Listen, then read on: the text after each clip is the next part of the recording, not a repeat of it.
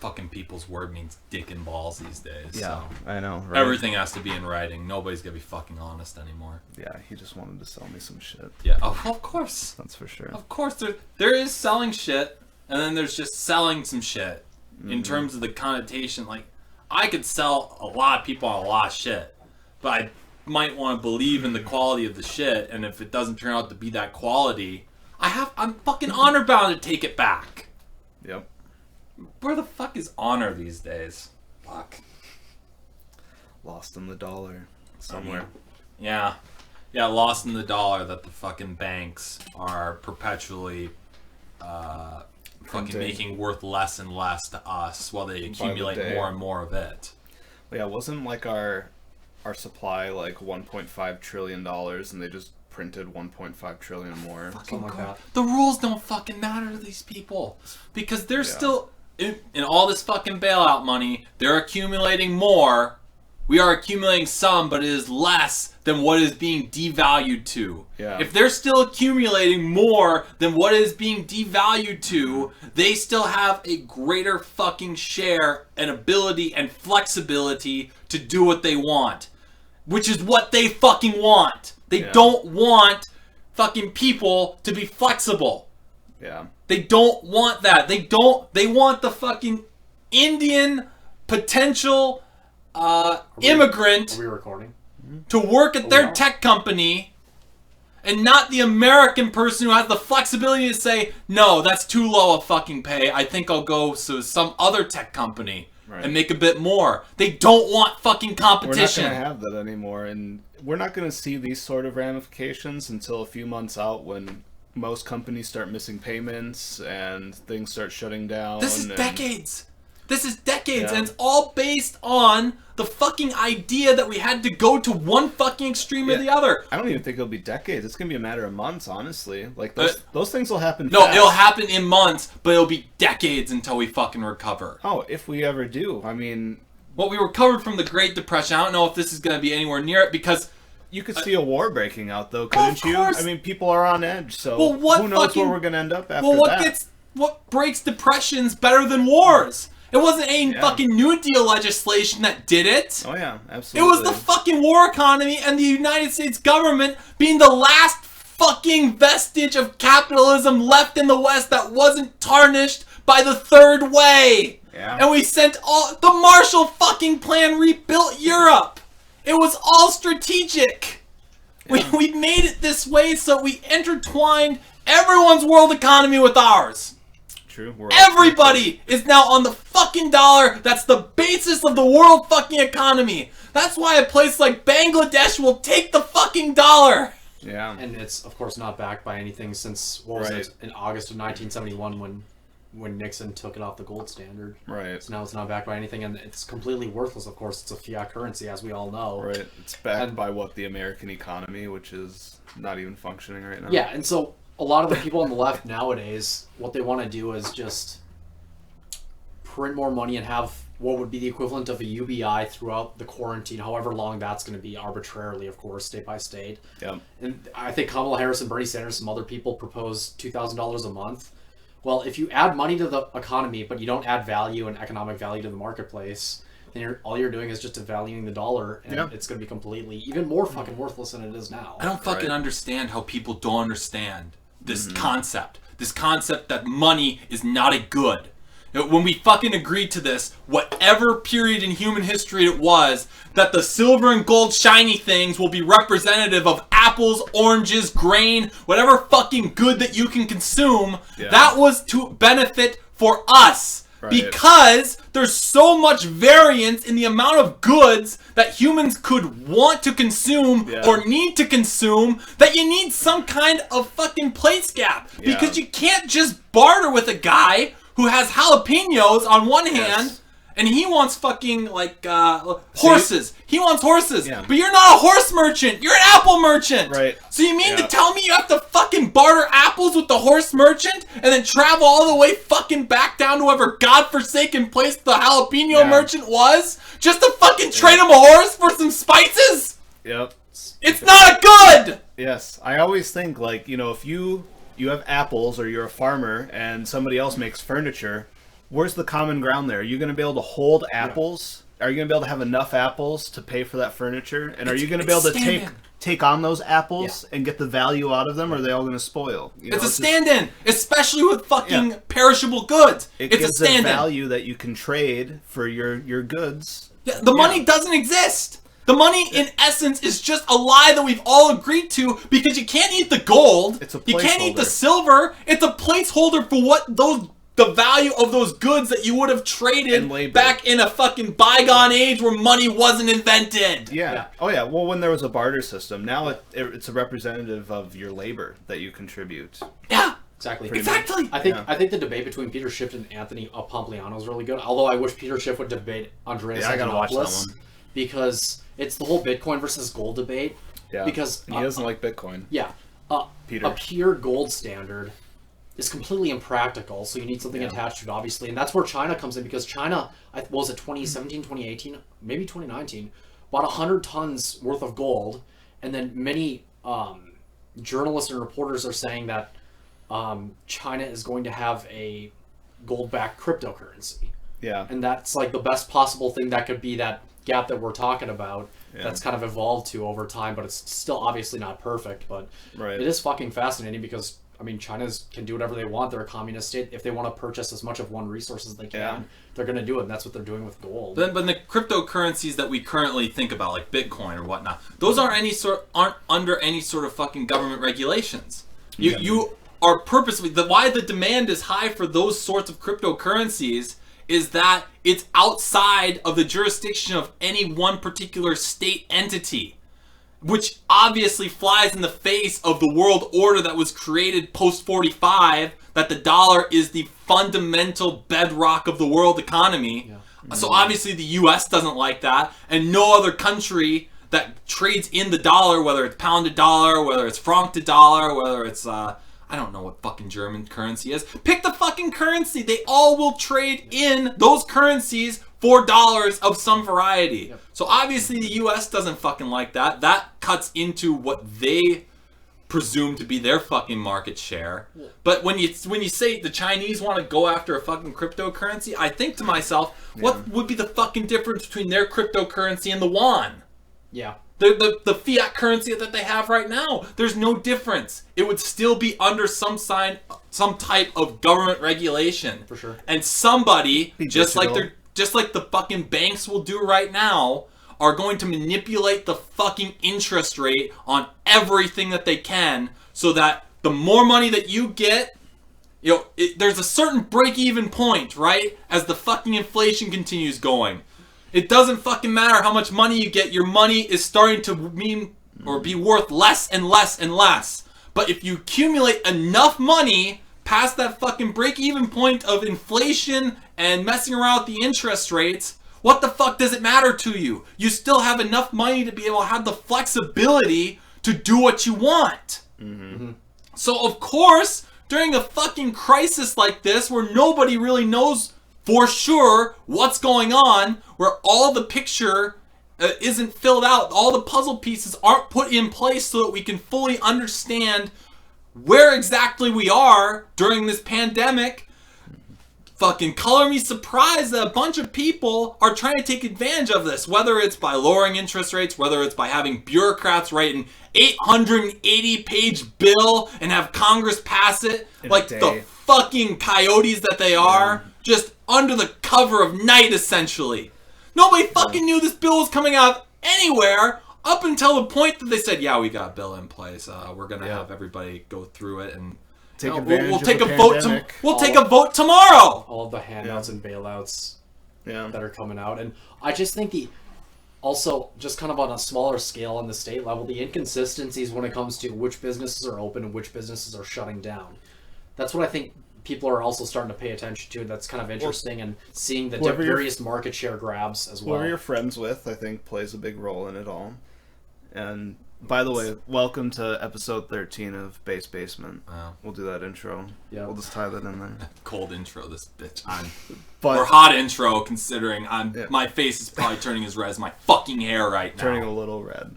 Just a little. Just a touch. Just a tad. Just a Probably touch. the blood just rushing up a bit. Like you're German, dude. It's almost like that, isn't it? It's almost like there's something to that whole thing. Yeah, there's a reason why German people are constantly voted every single year to be like the most serious people and like the least funny. And fuck. I'm not even gonna get into when I was over there, but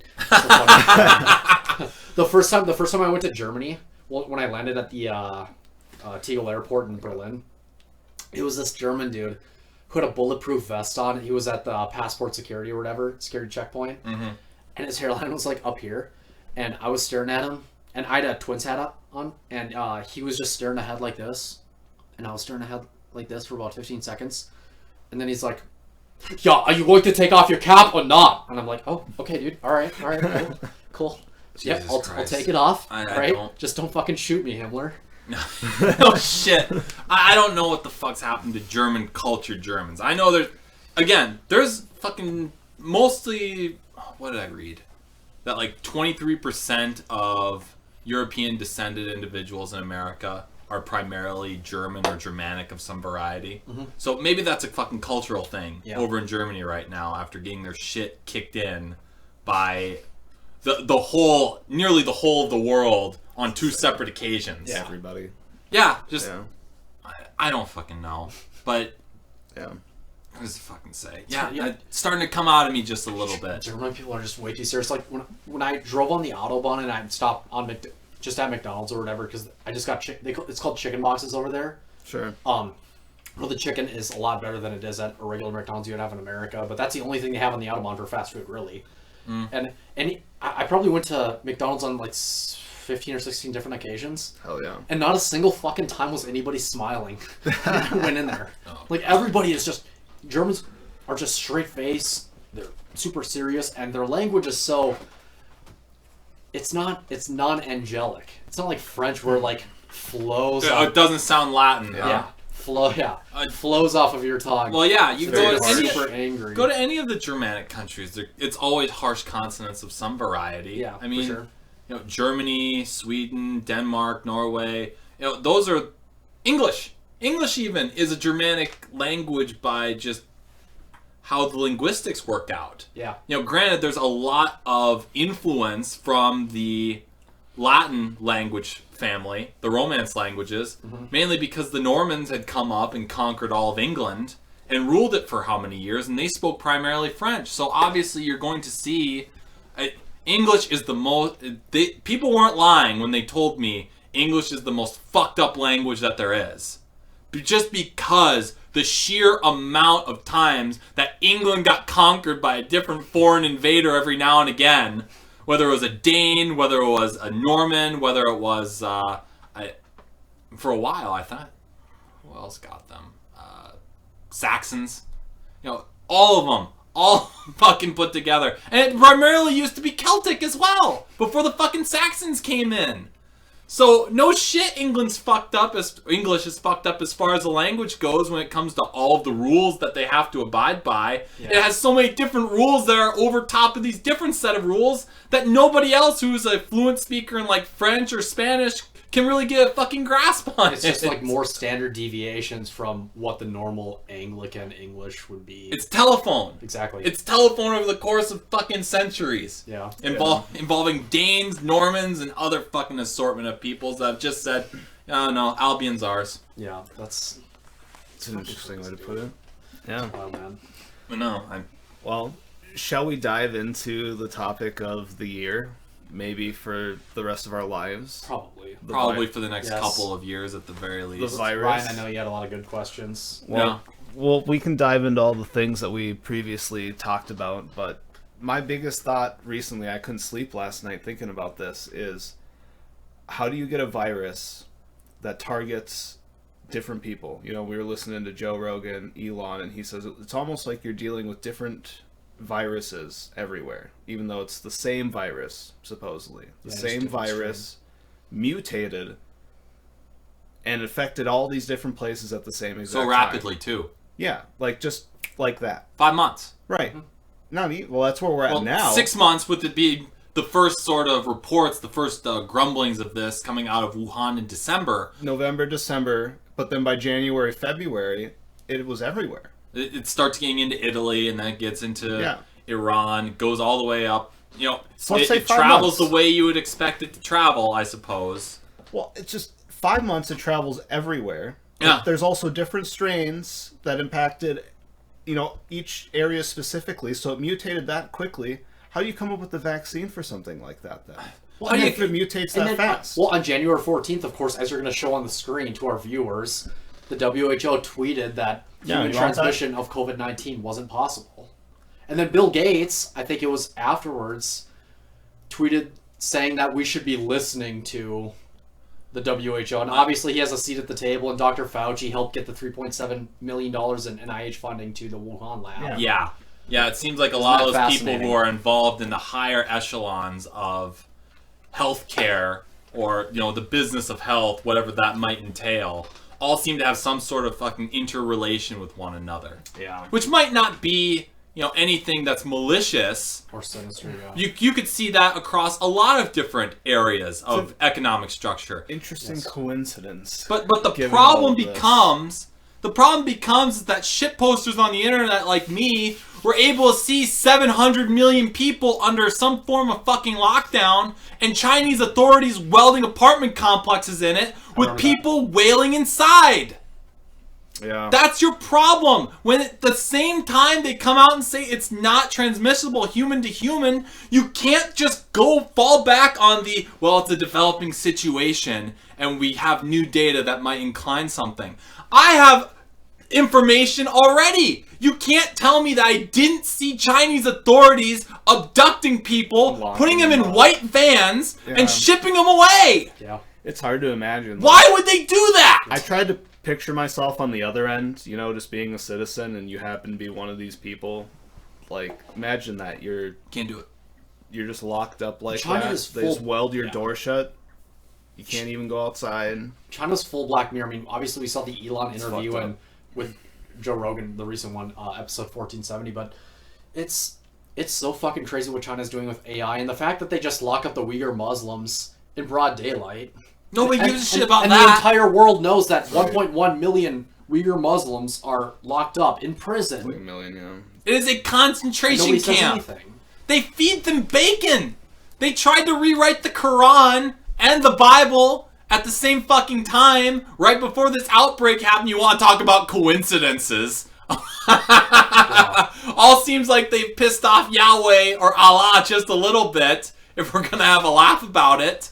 But you want to fucking talk about, just nobody doing anything. Yeah. They have 30 million people living in caves. We talk about our lower class and how bad they have it, and to an extent they do, but those are based on our fucking standards. You go over there, Yeah. 30 million people Yeah. out of their 1.3 billion are in caves. They have a massive middle class, and then an upper class, they would refer to it not as an aristocracy, but let's just call it for what it is. They're the ruling elites of that particular area. Sure. They're fucking one mistake by them in anything, just like all throughout Chinese history, all it takes is one mistake with a population that fucking massive to not thread that needle through the right fucking way. Everything collapses. Everything. Yeah. So when they fucking lock down a tenth of the world's population, immediately my head goes, they fucking know something that we don't. This thing is a lot more fucking serious. And obviously they're than lying everybody was about the numbers. downplaying it. Yeah. Because the first people that were in the know on this were either shitposts on the internet who didn't have enough time on their hands, or globalist liberals who do keep, a mindful eye on everything else. That's just what they do. So when the shitposters saw it first and saw all these videos of people being welded in and abducted, doctors disappearing, civilian journalists who were exposing this stuff, not showing up for a couple of days, immediately we went and raised an alarm. What did the other fucking side who knew about this immediately do? Oh, in Italy, a fucking mayor said, hug a Chinese person day, and flew people in from the very fucking epicenter this was purported at the time to happen, all the way through the fucking Italian peninsula. Yeah. The What Lunar the New fuck? Year or You whatever. can't even make that shit up. Yeah, it's well, crazy. Well, and it's fun. It's The funny New to York watch Health Commissioner. the trends, just the The transfer of the narrative from it being about China, even a few like left-wing media outlets and news networks reporting it on it, and now all they want to report on is what is Trump doing instead of talking about the origins and skeptically inquiring and investigating the origins of this. They want to blame it all on Trump when, for the most part, Trump has just told the states and state governors, do whatever you think is best for your state. We're not saying this policy is great, this policy is bad, whatever. I mean, I'm sure we have our own opinions on it, but he has been hands off for the most part. And the fact that they're blaming testing kits and masks on him when it's the FDA telling physicians that they can't administer the 15-minute test, which is more accurate and is obviously quicker. Yeah.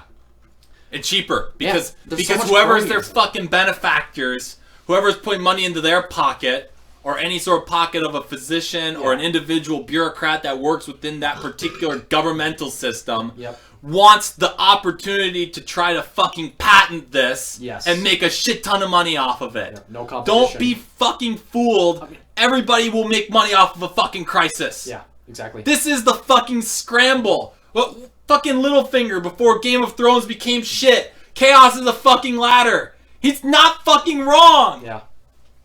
And if, let's say, 2 college students or 2 engineering students come up with a better ventilator or like maybe a better testing kit for a particular strain of the coronavirus, well, they're not going to see their product massively distributed on the marketplace because they're not the ones who paid out money to campaigns and lobbied for, their entity or company in Washington. Mm-hmm.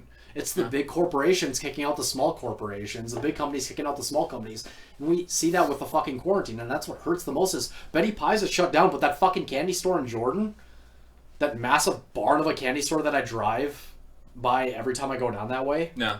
Mm-hmm. That's open. Big yellow There's building. fucking hundreds of people there. What fucking sense does it make? None. It's fucking funny that the Washington Post will purport that we need to keep everything shut down. They're owned by fucking Jeff Bezos. Yeah. And Amazon stock is going through the fucking roof because of this supposed new normal. Exactly. Yeah. Because everybody's ordering off of fucking Amazon. As if immediate consumer culture wasn't fucking enough, let's kick into overdrive via government fucking mandate to keep everybody in their fucking houses. Yeah, don't tell me they're not fucking invested in this in a financial stake. Yeah. He has more ability to make back the money he lost to his fucking wife divorcing him that he had to pay out to her than any other fucking opportunity in his life. He could double his fucking money this quickly. That's what did it right there. Pretty much. The divorce. That's what started this. Jeff Bezos. That's what pissed him off, yeah. Bezos was like, you know what? Don't fucking tell me there's benevolence. I'm going to gain some market share, alright? We're going to shut down the entire economy. Everyone's going to be at home. They're ordering from Amazon. All their fucking ads. Let's go. All their ads talking about how benevolent they are. That's me. That's me, man. Everybody's talking about how benevolent they are. These fucking corporations talking about their benevolency as they're fucking having... Like Nike, for example, having fucking... basically slaves making their fucking shoes over in China and having them sent over for like 50 cents and then collecting like a $200 profit margin when a bunch of people who can be investing their money in better ways decide to buy the new fucking pair of Jordans. Just do it, man. Yeah, man. You just gotta do it, Jared. What in the fuck are we doing? We are not a serious country. We're not a serious society. We're just not. It's exactly like I've been saying for the past fucking week. It's like if you have a maintenance or repair and you need like some pipes or let's say you need shoes, maybe printer related accessories, to stores that sell those separate products, just those products, let's say, they're deemed non-essential, but Walmart and Target, they get all the customers funneled because they sell everything, so there's less competition. And who do you think's gonna fucking lobby for the quarantine to stay extended? It's a funnel. It's absolutely Walmart a funnel. And Target. But the funnel works in an opposite manner as well. This whole fucking notion of social distancing all of a sudden is thrown out the window because you have to go to one particular store. It's all the grocers can stay open. Coburn's has groceries. Walmart has groceries and supplies to be able to work your projects and all this other clothes. They have fucking clothes. Yeah. Well, it's all the big name places. Like Menards is still open. Mm-hmm. Yeah, Kohl's closed. Kohl's closed. Walmart open. Yeah. Menards open. Local hardware store has to be closed. Exactly. Yeah. And it's funny what Governor Whitmer... Seems like you're funneling everybody in. kind of defies the idea, the whole fucking notion of what you're trying to do. The whole principle is founded on keeping people away from one another excessively. Well, and we hear about all of Mike Pence's aides and Trump's aides and people in the White House who, once they sign an order regarding like a certain like guideline of social distancing or something, or a new piece of legislation, they're shaking hands and they're not within 6 feet of each other. Oh yeah, like that. Like when I see those conferences, they're all next to each other. Yeah, Governor Whitmer and a bunch of other governors who sign things. It's like a $1,000 fine if you're caught in public without and you're not social distancing.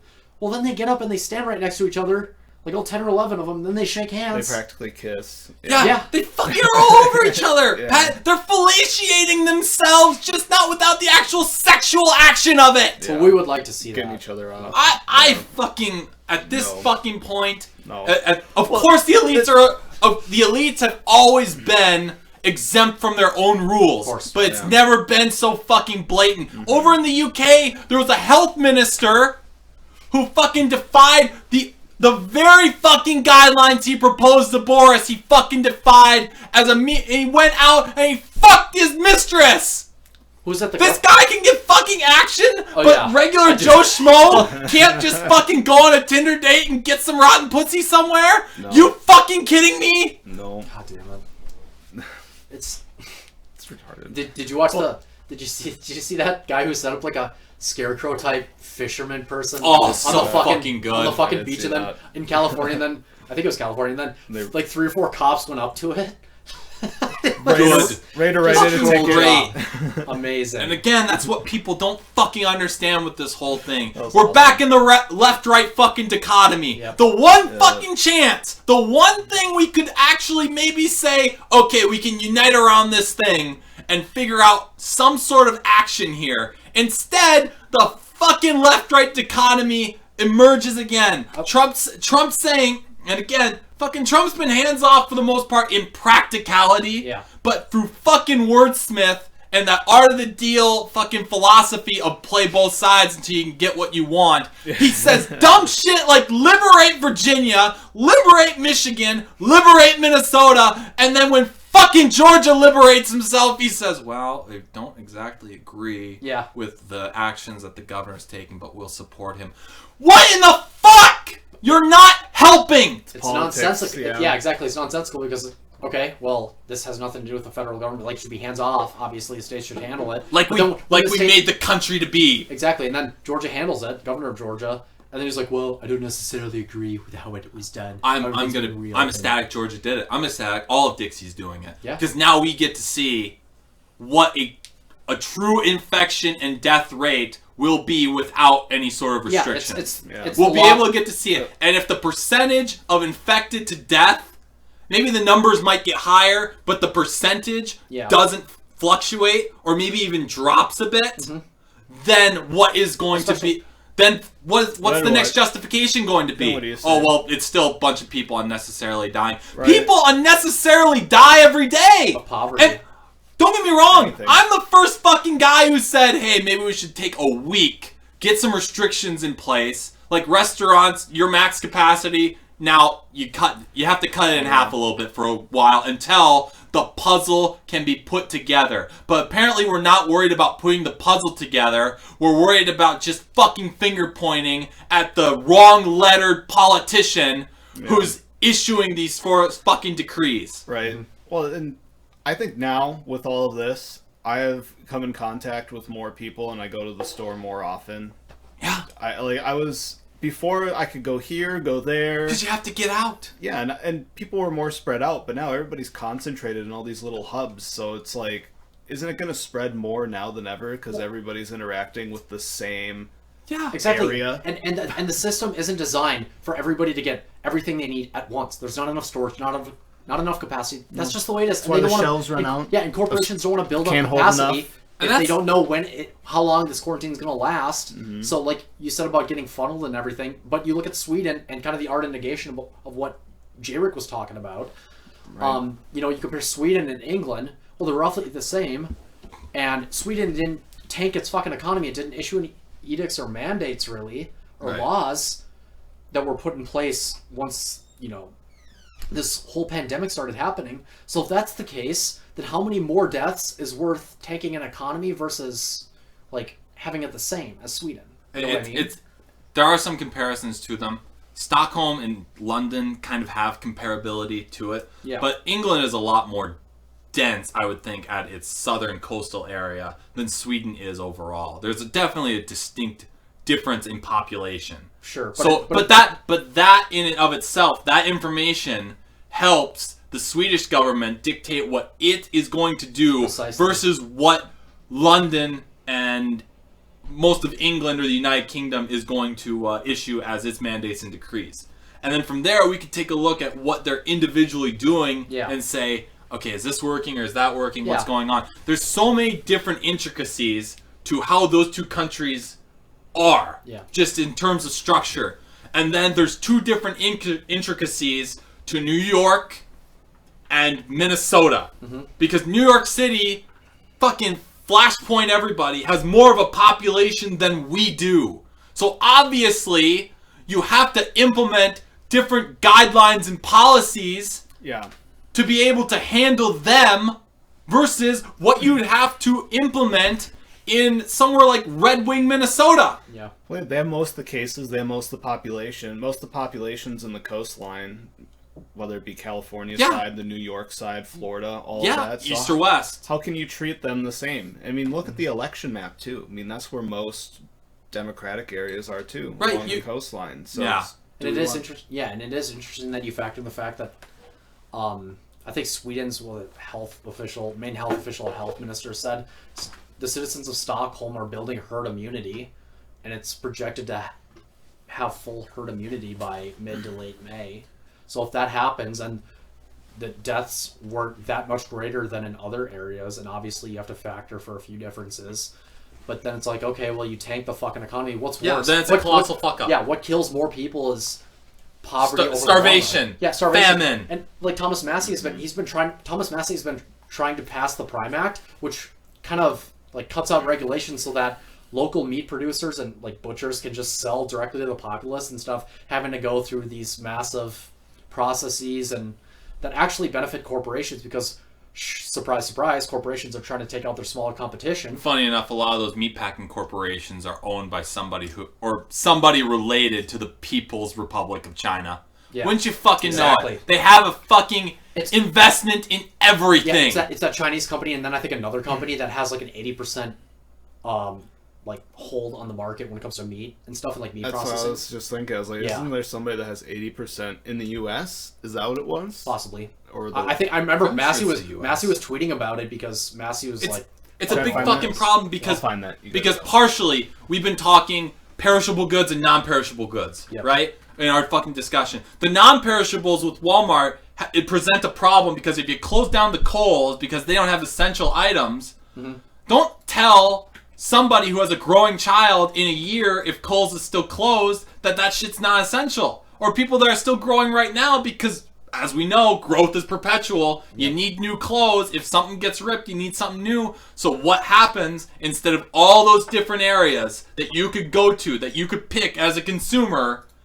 Now there's no competition in town, say for Walmart and Target. But everybody has to follow that now. Exactly. Everybody has to be funneled into that. And that's non-perishable. When it comes to perishable, before this, I've never seen aisles of a supermarket ever be empty. No. Ever. Never in the United States. Fucking week two of this fucking announcement, all of a sudden, noodles are gone. Grain. The most fucking common sort of thing that you could probably pick up. Noodles not being replenished.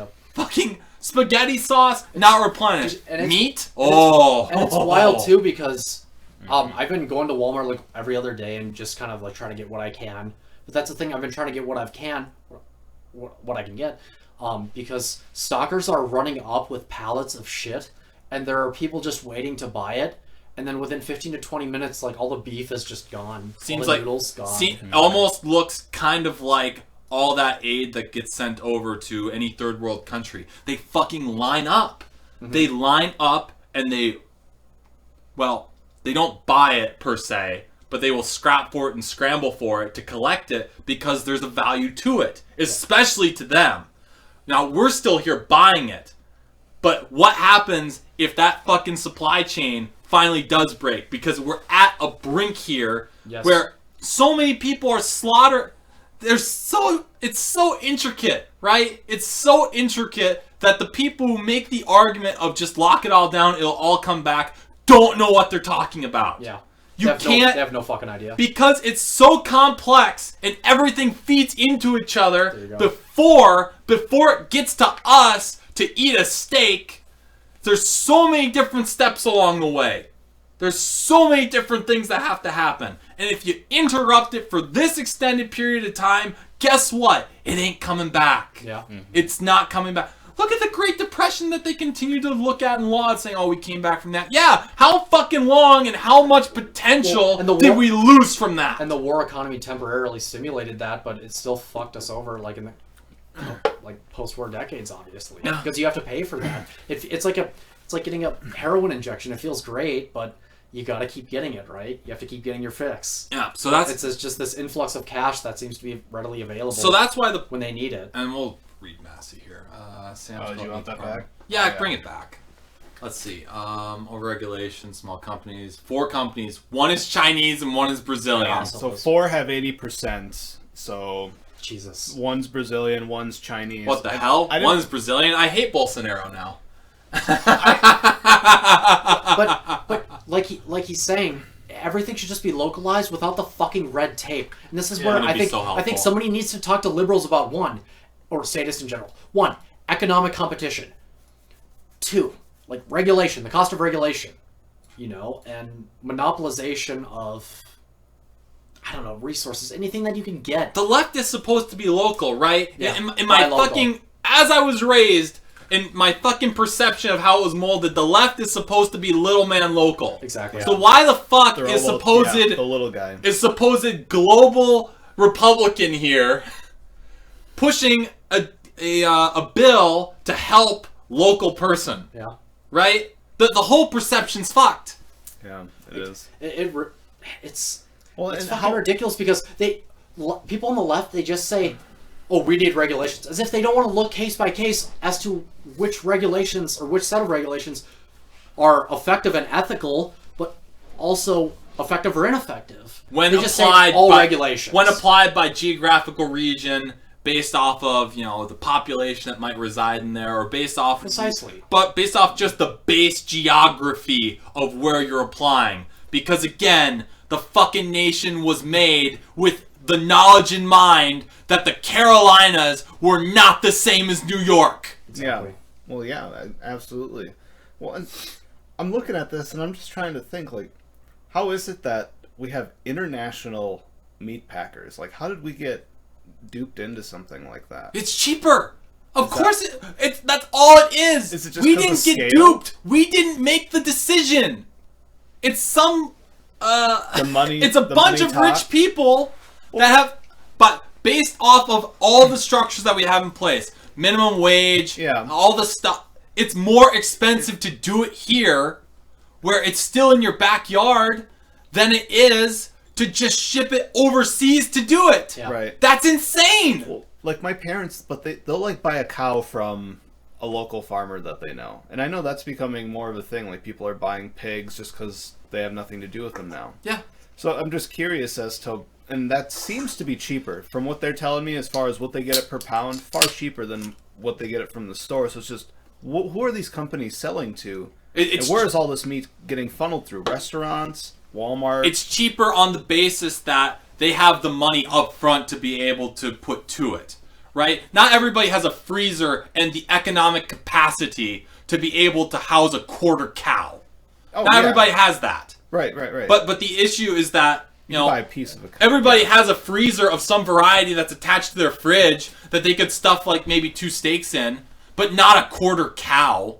So they don't have the ability to preserve what it is that they bought. So based on people going in on a weekly basis to buy items that they could stick a few things in the freezer, Yeah. go back. Because humans are Repeat. varied. They don't So- want just the quarter cow. They want a lot of other stuff depending on what their needs are. So it's just split between all of the various frozen meats that you could possibly buy. Yeah. So it's just based off That's of most that. of the meat market, probably. Right. Like, what's the majority of the meat market is kind of what I'm thinking. Because I'll even go into our Super One here, which is a local butcher, I think. I guess I don't know where they get their meat from, but No. I'll buy just what they package up from Super One. I don't know where they get it, I guess. And I think a lot of people buy meat that way. So I'm just wondering, how does 80% of the meat market end up international Lobbying. like that? Lobbying. and How does a lot of regulations. our production end up international? You know, it's lobbying, and it's the realization from the rich that based off of all of the regulations that we put in place to artificially create some kind of floor for people to be paid a quote-unquote living wage, that they just, it's numbers. It's numbers and margins. And they realize that shipping stuff over the Pacific Ocean to be worked by slave labor is cheaper than keeping it at home as a means of, and paying people what it is that they're demanding as a minimum wage as what as they demand. issued by a federal government So or I a mean- state government. Well, then that makes me think, like, is there then an argument for some sort of unionization of workers? Say people were to not do that sort of a thing, but are they left with no choice? It's already international. China isn't going to allow for fucking unions. Oh, I know. They will shoot all of them. Right. Well, it's hard to get the message there with all the censorship, for sure. Yeah. So it'd be hard. Good to get luck. any sort of- Are we gonna fly biplanes over and drop Yeah. little pamphlets like we did with Japan and saying their government's lying to them? Well, maybe not in this that's- day and age. I could see then the value of using punk music to spread it because it's so hard to fucking listen to. But if some people could listen to it, maybe Right. they would get But then the message out censorship of it. comes back. It's the same thing with Well, like Hong Kong. you think they'll right listen now. to it? I don't know. I have no idea. It's hard to get through like for sure. fucking 10 seconds of But some I punk just music. wish, like, yeah, that's a valid point. I just wish we could go back to like colonial America, where it's like there were no regulations. If somebody sold you bad meat, back up. nobody really buyed from there anymore. And the same could be with our review system with Yelp and everything, where I think the regulations and everything are just keeping business international.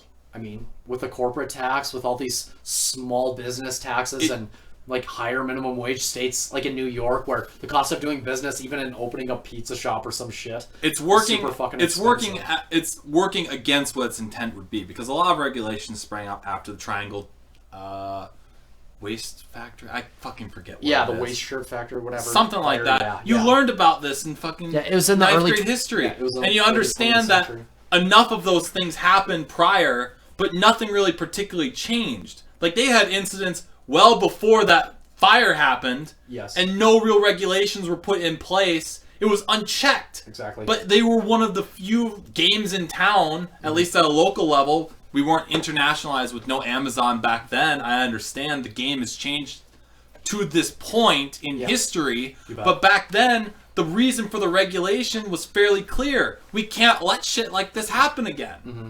And, you know, Now it's just gotten so out of control in terms of right. what the You- bureaucracy you is have- doing with regulations. Exactly. And all of them are looking as a means of trying to make a buck somewhere, somehow. Mm-hmm. You have, if you're going to have regulations be put in place, then you have to be very pointed and understand what the consequences are and be willing to revoke certain regulations if they're working against what the intended principle was to begin with.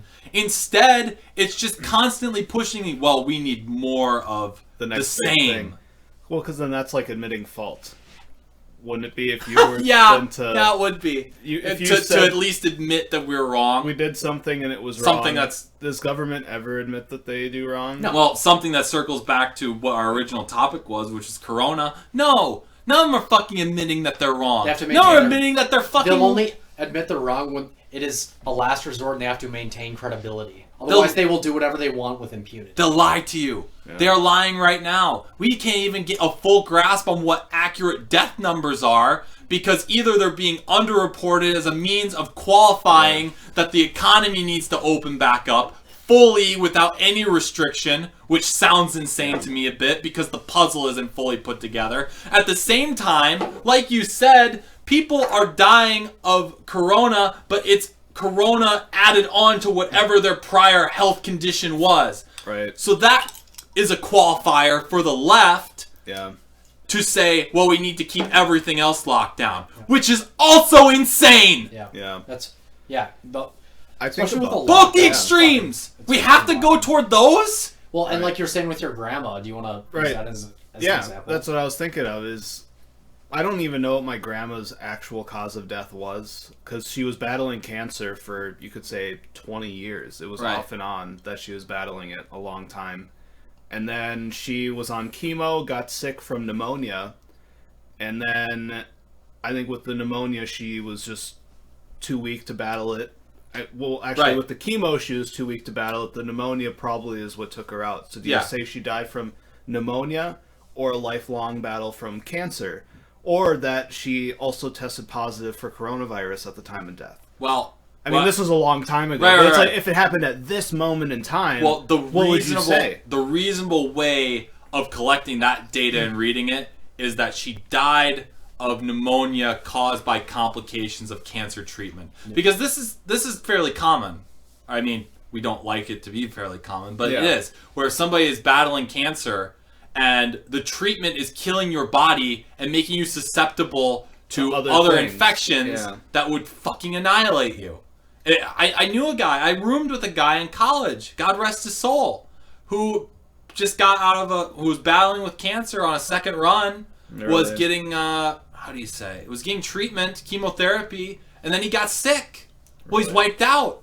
So there's a distinct qualifier when you die of influenza because of the cancer treatment that you were using to fight off the inevitable death that you're going to get from that. Something There you are- could document. There's a Yeah. qualifier to it. And in this state, as in many states, if you list it as corona, you get up to 3 or 4 times as much money. But the thing, Yeah. But again, this is the great conversation that needs to be had, because it's like, what really was the final nail in the coffin for that older individual dying? Because the average age of death from COVID-19 in Minnesota is about 83 years right now. That's the median average age, whatever. Right. But Yeah. it's funny when Carol Levin runs a story, they'll say, another person has died from coronavirus. It's like, okay, can you give us some context? Did they have underlying conditions? Were they in a long-term healthcare Right. facility? They just say Context coronavirus. from mass media? Nah. Yeah, no, Okay, no, no, yeah. no. Yeah. You're wishing That, from that a pipe destroys the dream. narrative. And then Well, we should look at the numbers, because it really doesn't make any sense when you look at the number of tests, because they're documenting that on the website, the number of tests that they've done. When you look at how many China has done, the recovery cases in China versus the number of cases they've had, I find that extremely interesting. yeah. Like they've had Nothing adds up over there. No. It's to a point where I'm not even looking at their numbers anymore. when you look at I've our s- numbers versus their numbers or anywhere Well, else, especially in yeah. Nobles County. In Nobles County, I think as of 2 days ago, it was like Pulling it up. 1,082 cases, but there were 2 deaths. But again, like getting some context in the numbers and trying to look at the hard data, as opposed to somebody had something else, but then they just had COVID-19 at the time, and then since hospitals are furloughing people, or nurses and doctors, they need more money, so they're willing to like stretch out the cause of death. You know what I mean? as a That me, needs to be and who factored knows in. where that money is going to? Oh, exactly. Who knows? You're, How many you're, kickbacks? you're furloughing a lot of your employees that you're listing as non-essential, and all of a sudden this monopoly money is coming in from the federal government if you have some sort of diagnosis and the person is listed as dying from COVID. Yeah. So who's getting their bonuses? What hospital administrators are having a nice time Oh, come God. this Christmas? Oh God. That is, if there's an economy left for them to have a nice time come this Christmas. Because they are recklessly using government guidelines as a means of harvesting more fucking dollars for themselves, because they know inflation is coming. They know it is. It's gonna be hyperinflation. It's gonna be like we were talking about before with the Weimar Republic, It's- with torching money and making kites out of money. It's fucking Zimbabwe dollars. Yeah. Just imagine an entire year of every adult, 18 years of age or older, whether or not you earn an income or had skin in the game, paid into the system, getting $2,000 a month. It's like that money would become so fucking worthless and just. Oh my god. And the pro quarantiners, they're so stupid. They're like, oh, I'll just ask them. I'll be like, where's that money come from? And they'll go, oh, well, like, the government. Okay. You realize that they have to tax, borrow, or just not print good. in order to just get that, and that adding money to the economy or putting money in people's pockets and through that method doesn't do anything. It's like splitting stocks. Exactly. We learned about this, at least for me, in Guyan's class when I was being taught economics. Granted, it wasn't the greatest class for economics, but no high school class is the greatest class for economics. That's not on the basis of what the teacher is teaching. Yeah. That's on the basis of what is given to the teacher to teach. Yes, exactly. It's not the... Guyan's a very talented man. And I'm sure many economics teachers would love to read Hayek's Sowell, Friedman, but they can't because they're, It's they have their hands tied. It's not on the curriculum. Yep. But when you split a stock, to get back to the point, it loses half of the value. Half of the value is then distributed to the two new entities that exist.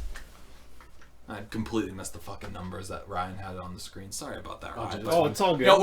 We're so We can jump back. all over the place with the numbers. Is it 62,000 that have been dead by this? Is it 75,000 that have been dead by this? Everybody's making their fucking statements. Jared Kushner, who has fucking interests in China, Yeah. seems to want everybody to get back to work fairly quickly. Don't really trust that. Yeah. All these international fucking people who lobby on behalf of those countries all want the U.S. to get back to work because they also understand all of their foreign aid payments, which are still somehow going through like that. No problem. No problem. No stopping foreign aid. No, can't do What that. money? Like, oh yeah, all that money we printed. That's right. We're fine. It just fucking exists. We got to sent it a keep bunch of giving money. $3.8 billion a year to the Israeli government. MEGA, baby. Yeah, fucking fantastic. So all these fuckers who, again, keep in mind, I can be principled, but I'm no friend of the rich. I understand where their motivations are coming from. Yeah. For all the fucking money and all of the fucking, how do you say, the lifestyle that we live, they have more of it and they have a grander of it. They have more to lose by dropping a class down. Yeah. Because then, if we all drop a class down and they drop a class down, they're not nearly as isolated. And, oh Exactly. boy, it won't be a good fucking look when you have starving people who see others that have more. Even if they don't have as much more as you perceive them to. That might happen though. It might. Well, don't. I'd rather it not. Wouldn't you think though that foreign aid is just us buying off governments in other Yes. countries? We've discussed that. It's welfare. What else It's is welfare it? as a means of influencing policy. And- It's a very effective tool. Yes. I mean, welfare in the sense that it supports the government states of other countries. That they do what we want them to do. Right, they do our With- bidding, we have interest in. With seemingly a couple of exceptions. So how many might I countries add. do we have interest in? Because there's a lot of probably fucking Since the countries fucking that we UN give was- money to. Especially in Africa, because in Africa, private charities really could solve a lot of like energy, electricity, food problems if they really just brought money together and that was their sole purpose. But with government foreign aid, it goes to the dictators of those third world countries and Yeah. bribes them with strings attached. Well, like, look and at when you Haiti. actually look into how foreign aid money is spent, How much money we given to Haiti? It's just fucks. that just Haiti's Forever. a perfect example. Forever. Since they had their little revolution, which coincided the same time as the French Revolution, Haiti has been a nothing on the world scale. Yeah. Even Jefferson, who was talking about the liberation of people, and granted, there's a connotation with how Jefferson was criticizing them as well, considering Jefferson was a slave owner and this was a former slave colony, basically, that was revolting. But Yeah. even Jefferson had some sort of criticism about them while he lauded the early stages of the French Revolution. Right. Now, once the guillotine started getting broken out, yeah, maybe Jefferson doubled back on that just a little bit. But Yeah. we'll get to that particular later. Back to Corona. It's all a fucking lie. People are lying about the numbers. They are disingenuous. They do not give a fuck that they're lying to you so long as they get what they want. Yeah. Yeah. Well, let's Whether talk it's about the numbers. whether it's Let's fucking go. being locked down forever for your own fucking reasons, whether it's, oh, I'm scared for my health. I'm sorry, you do not get to take away God-given, that's a key thing, God-given rights from other people because you are fucking scared that you might die because this thing can hit you harder because you didn't take better care of yourself. It's the rise of the Karens. I'm telling you, man. I don't understand. The Karens, the Beckys, the Susans, man, they're all over the place. I don't They're waiting for you to walk outside your house. I don't understand why this is so hard for people to grasp. That these... Yeah. Maybe it's this atheistic culture that we're beginning to cultivate here. The age of reason, supposedly. But there's a point in the Constitution that makes it very clear that these rights are God-given. Why are they distinctly God-given? Why are they distinctly God-given? Because no fucking man can take them from you! Yeah. Well, and they weren't even talking about, when it comes to God-given, the vast majority of those who were, quote, religious founders and framers, I shouldn't say the vast majority, many of them were deists. Yeah. The word Christian doesn't show up. So when they talk about God-given, they talk about how the rights, your natural right, in this case, to move about freely without infringement and without legal repercussions, it's not granted by government. Government, of course, can take that right away. And because government is just nothing but violence, really. And government's just a construct of man. Yes. Construct of man as to maintain some kind of order in the chaotic world. Right. And it has its uses. Don't get me wrong. Anarchists, you guys can, have your opinions all you want to. But the closest thing we ever got to real anarchy was the fucking Khans. And look how that turned out for Persia, Russia, China, and everywhere else where the fucking Silk Road flowed. Didn't turn out well. Well, we've gone so far from what the founders wanted early on, where there really weren't regulations and everything was really based upon free trade. There were no restrictions as to which currency you could really use. And there weren't these overbearing regulations. It was just kind of a free-for-all, and it worked out fine. And under the pretense of safety, liberty has been completely destroyed, really. When you look at what Whitmer is doing in Michigan, especially, like friends driving over to friends' houses. That's tyrannical. And that is absolutely if they're on the road, they tyrannical. get pulled over, and the people ask, why was I pulled over? And the cop says, oh, well... We think you're doing something you're not supposed to do. Yeah. Wait a second. Yeah. And then You didn't even, that's not even catching me speeding, supposedly. Exactly. You just think I'm going somewhere that you, in your infinite wisdom, are deeming unnecessary? What's the Who law? the fuck are you to tell me that? Exactly. What is the law? Yeah, and and you look at what's happening in Singapore. I'm not sure if that video was parody of that fucking robot making sure like two people on a park bench or two people in public were social distancing. Now, obviously, this entire pandemic is a test run for surveillance. We're seeing all of the draconian and Orwellian measures that Whitmer's implementing. Whitmer, I think she issued an order. Is that Michigan? Yeah. With the stay-at-home order and kind of the quarantine and everything. She said, if you're an essential retailer, store, or warehouse over 50,000 feet, I think, the non-essential areas have to be taped off or sealed off so nobody can go there. What a great fucking decision. To try to be consistent, but it doesn't even make sense because that's such an arbitrary definition of what is essential and what is non-essential. Right. Here in Minnesota and many other states, liquor stores, perfectly fine because you got to be drunk. You can't ask questions. So we want everybody to not go to all these other places. We want them all going to one place, funneling in a line, interacting with the same area, the same space as everyone else. Because we don't want things to spread. It's an insane... Am I understanding that correctly? It's a paradox. It's an insane response. Okay. All for 1.14 million people recorded as being infected at the very least. And now, what did it say? 80,000 total deaths? 80,000. Yeah. Okay? Your actions that you are taking at the local and territorial levels will only increase what it is you are trying to prevent. Well, right. When I go to Walmart and you use the self-checkout, there's somebody right behind you that uses it right after you. Yeah. Who knows how many people have been in there? What's the point? Especially if the thing's been aerosolized. Literally breathing down your fucking neck to like a couple arguing over a fucking electric bill like right behind you. Yeah.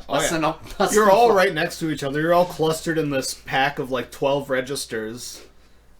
And everybody's just going through the exact same space as everyone else. That's what I don't understand. Not a serious country. Social not distance, a serious country. But go through the same line as everyone else. by the way, don't go over here and over there. Yeah. Go through here. Yeah, and they only have a few Right? lanes open despite everybody working because everybody's fucking stalking.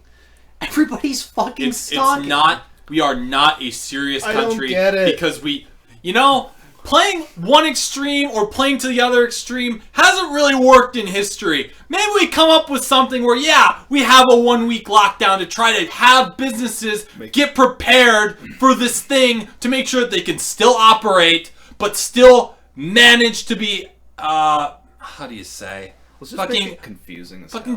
Just mindful. Just stay mindful that this thing could be a threat, and we haven't figured everything out. So, for a time, won't be permanent, but for a time, we're just going to implement these kind of measures. Now, what they've gone to is going to both the fucking extremes and say, okay, and the perception will be, this is the permanent status quo. The fucking new normal language that keeps being put out in every single fucking commercial by every single corporation I see on TV is fucking nauseating! Embrace this, I can't. How many more times do we have to be told to wash our hands at social distance? How many fucking times? Like, let's say the quarantine is extended, Dictator Wall says, 2 more weeks. Flatten the curve, even though that's already been flattened, whatever, that's already over. And now it's just altering the deal. Yeah. Show me something! How many more times do we have to be told to do that shit? Be fucking transparent for once! If you're the fucking president, go on Twitter and say, liberate my democratic states because they're my political opposition, but then fucking criticize your Republican governor of Georgia for opening shit up and saying, we're not ready yet. That's so fucking Trump, too. Fuck! Well, what do you do? We gotta play both sides. We gotta make sure everybody's like united. He's like, liberate Minnesota, all caps. Liberate Virginia, all caps. And then these patriot people protest quarantine, which is fine. I don't care if they do that. But the fact, like J-Rick was saying, that he's so inconsistent, and then he rags on the governor of Georgia saying, okay, we'll open up businesses and stuff. The fact that he goes on Twitter and is low-key like, well, I don't necessarily agree with what he's doing. But let me tell you something. We need to make sure, folks, that we're being safe, we're being secure. It's talking out of both mouths. It's talking out of both mouths. Well, it's politics, isn't it? And to an extent, yes, but it's been so fucking heightened in this whole thing. Oh yeah, that's since 2016. That's kind of what Trump does, anyways. That it's in his fucking book, The Art of the Deal. Play both sides until you can get something that is truly gonna put you in the good light as well as you profit from it. Yeah. Well, that's the fucking devil that we deal with in the executive. That's business, really, and that. Yeah. I don't know if government should be business. It should be about the people because that's what it's supposed to represent. No, right? if government business is totally different. The founders and framers had in mind that it would be a minarchist vision, and that government was only used to protect against injurious acts. Sure. You know what I mean? Like, if you infringed upon somebody else's rights, then government would step in. Or you had a private property dispute. Well, and that's where we have the courts and then the jury of your peers, and it's not like one entity that is the judge and the jury. Precisely. Right?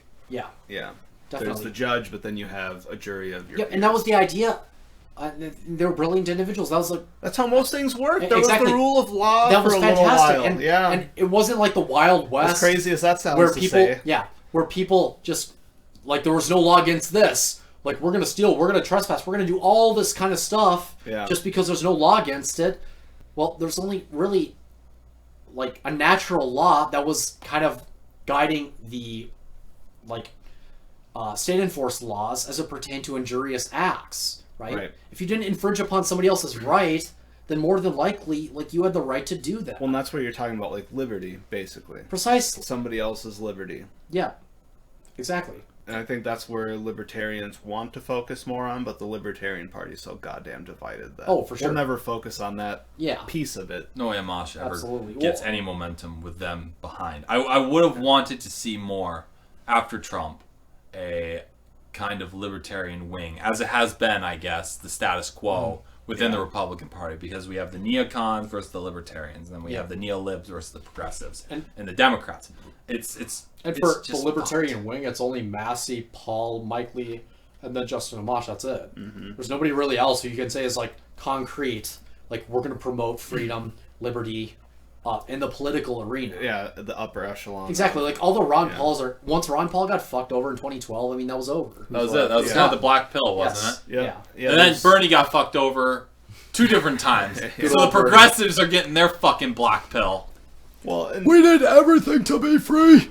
they deserve it. I mean, I think the reason that they get fucked over is because they'll cave. I mean, look at how they caved to Hillary last time. Exactly. Because they should not have. If they would have stuck to their guns, that would have been They're totally different. They're caving to Biden despite the Tara Reid allegation, and that too. That's. Which might Should we start? which going has there? the I got this Oh quick. my I got God. this quick, I mean, and we'll talk about Tara Tara Reid. Reid. Go ahead. Just it's just fucking insane how many double standards might exist across the board, and how many people at such a high level are so willing to lie to the populace that they'll believe things like plandemic that gets put out, and then all of a sudden everybody from the left comes in and says, "Well, wait, no, hold on, this is why you shouldn't believe." Which, by the way, they're all posting articles from very left-leaning outlets, so that already causes a distinct fucking disconnect between the people who they're childing. They're childing them.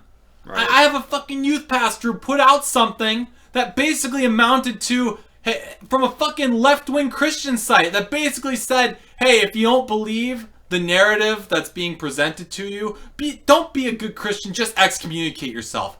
I went, what in the papal fucking shit is this? So if you don't agree, just get out. Yeah, just don't be, you're not a good Christian. That's the article. I gave it to him. I think I posted it in our group chat.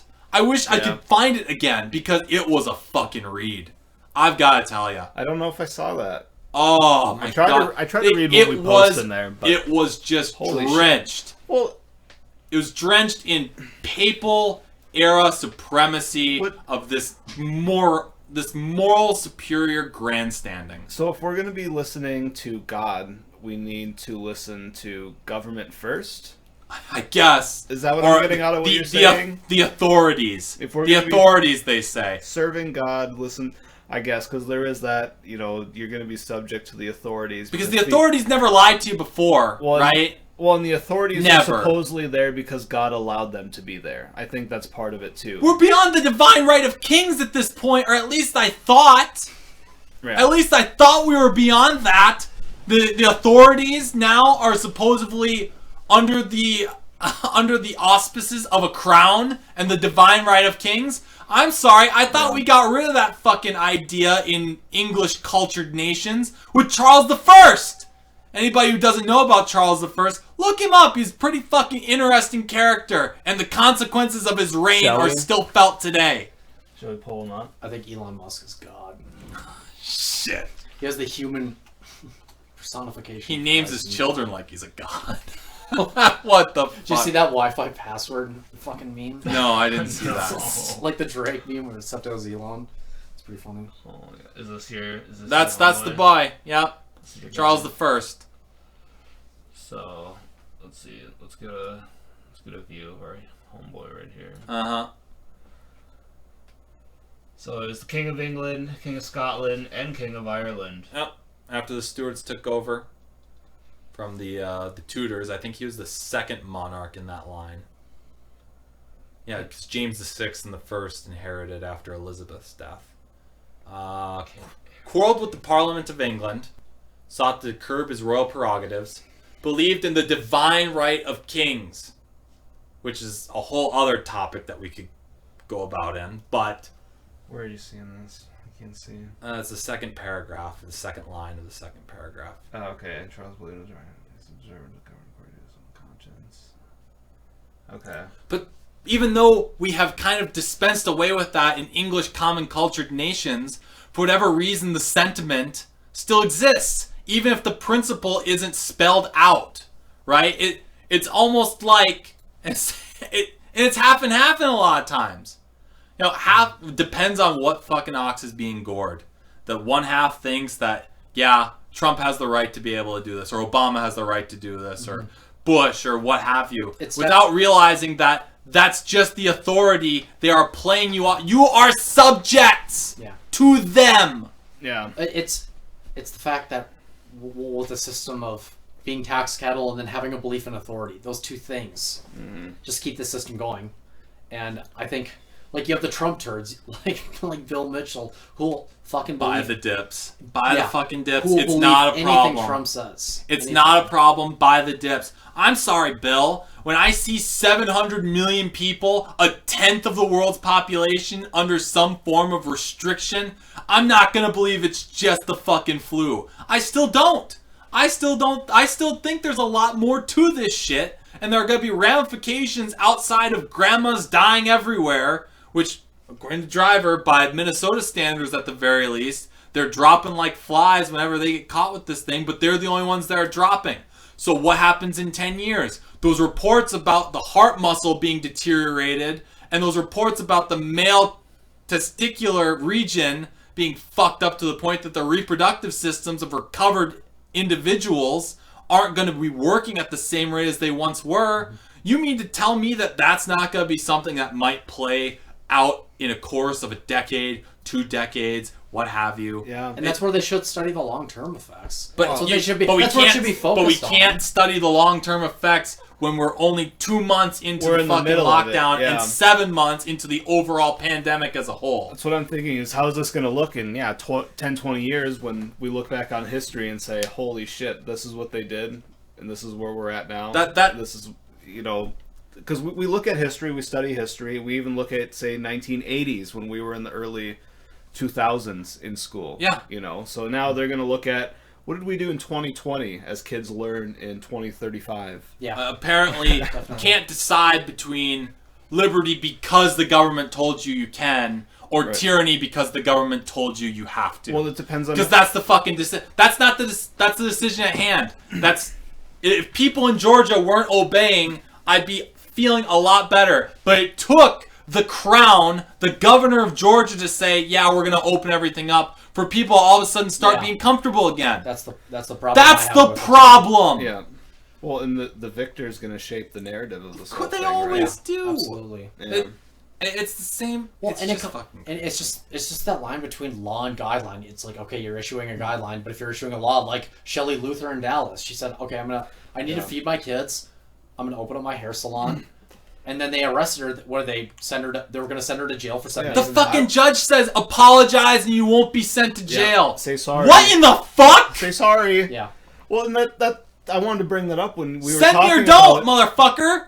Yeah, when we were talking about just being, cautious about what we were doing, taking, say, the coronavirus and having some sort of response to it in the way you were doing your business. Yeah. Doing something a little differently. Voluntarily, She was taking people's temperatures, following different guidelines, wearing masks, like things she wouldn't... Sensible things. Yeah, Yes. things like you would think you should be doing, but, that wasn't good enough. So what can you do at this point other than... and meanwhile, fucking Menards is Listen, packed. Bow the Meanwhile, fuck, Menards bend is your fucking fucking packed. knee. Yeah. That's what they want. Exactly. It makes no sense. It doesn't. No, Yeah. I'm in agreement. Other than bend your knee, exactly. And I'm the guy who's in favor and still am in favor of some areas of restriction for like restaurants or even fucking grocers, Kohl's, wherever, anywhere goods are sold. Listen, we need to implement something here because A, we're not going to know what the long-term ramifications of these things are for infected peoples until a decade past.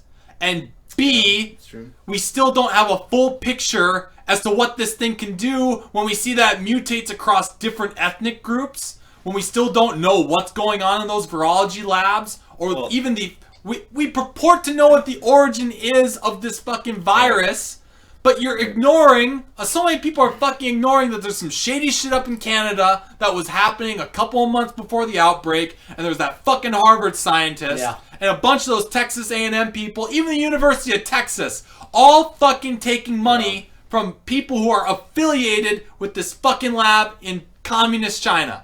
Yeah, smuggling of vials, all that stuff. Yeah, no mention of that anymore. Yeah. Where'd that go? Right. That might be Yeah. something I'm a bit fucking worried about. Because Tucker- again, greater picture here, something's fucking wrong. Yeah, Tucker brought up that Something's Harvard, going on, Harvard yeah, professor or absolutely. whatever on a few episodes. Like, that was pretty fucking based. Yeah. And then Where'd that go? It's all. Why do we have to rely on Tucker Carlson to have the most based fucking black pill and red pill stories available? Why can't that be the entire media where you question authority? You don't get involved with the establishment. It's like you Joe try Rogan. to take them down. So if we're talking about questioning authority, and our second topic was Michigan. It might as well transition because Michigan's response to this has been the most insane. Yeah. The most insane to me, at the very least. Would you Might say not- behind New York or ahead of New York? In terms ahead of in terms of what their state is constituted as being.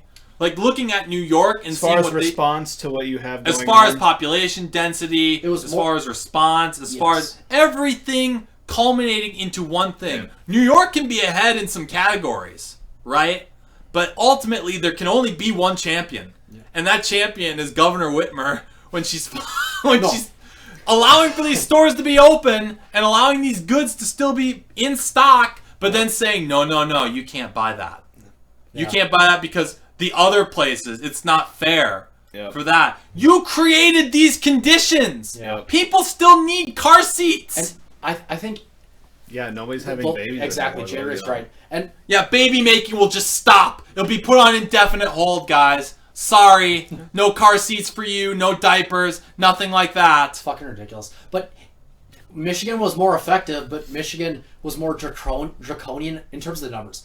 More effective, death rates, everything than New York, but it was more draconian, Orwellian, and it was just it's fucking crazy. It's wild. Like, even up in the UP, you would have to ask yourself, in a place that's like kind of laid back up there, are they still enforcing these mandates from somebody in fucking Lansing or Detroit? I have Or Ann Arbor or wherever. Right. Like, Lansing's the It's capital, Lansing. but- yeah. Yeah. I have family lived there for generations. Okay. Great aunts, second cousins, whatnot. Laborers, right? Never in the upper classes of society. What you would suspect to be Democrats. What you'd suspect to be, and some of them still do identify as Democrat. But Old school or one? well, it has to be old school because they are old school in and of themselves. They Like a JFK type Democrat. Well, union style, because Yeah. that was the fucking party that looked out for the labor unions and the supposed common man. They found that niche and they were able to capitalize on it.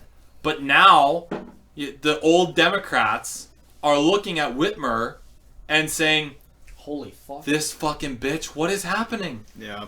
It's no wonder the Rust Belt started voting purple. Yeah. Just according to them. I don't come from fucking money. I came from a poor background here. Or, a middle class background at the very best. Poor at the very worst. And I listened to these stories from my relatives and ancestors who had it worse. Right. And now their opinions have completely flipped that this Democrat governor, who they, just by party loyalty, should kind of give a bit more of a chance. Get behind They're it. now saying, this fucking bitch. Yeah. Right. This Fucking bitch. bitch. We're really divided then, yeah. I think that I hope Cook County and St. Louis County really follow and like those footsteps like Jarek was talking about, where they're like, fuck this, like we're like what the Reagan Democrats were like, we're willing to go, like if you push us far enough. We realize that we're not fucking idiots. We're working class people.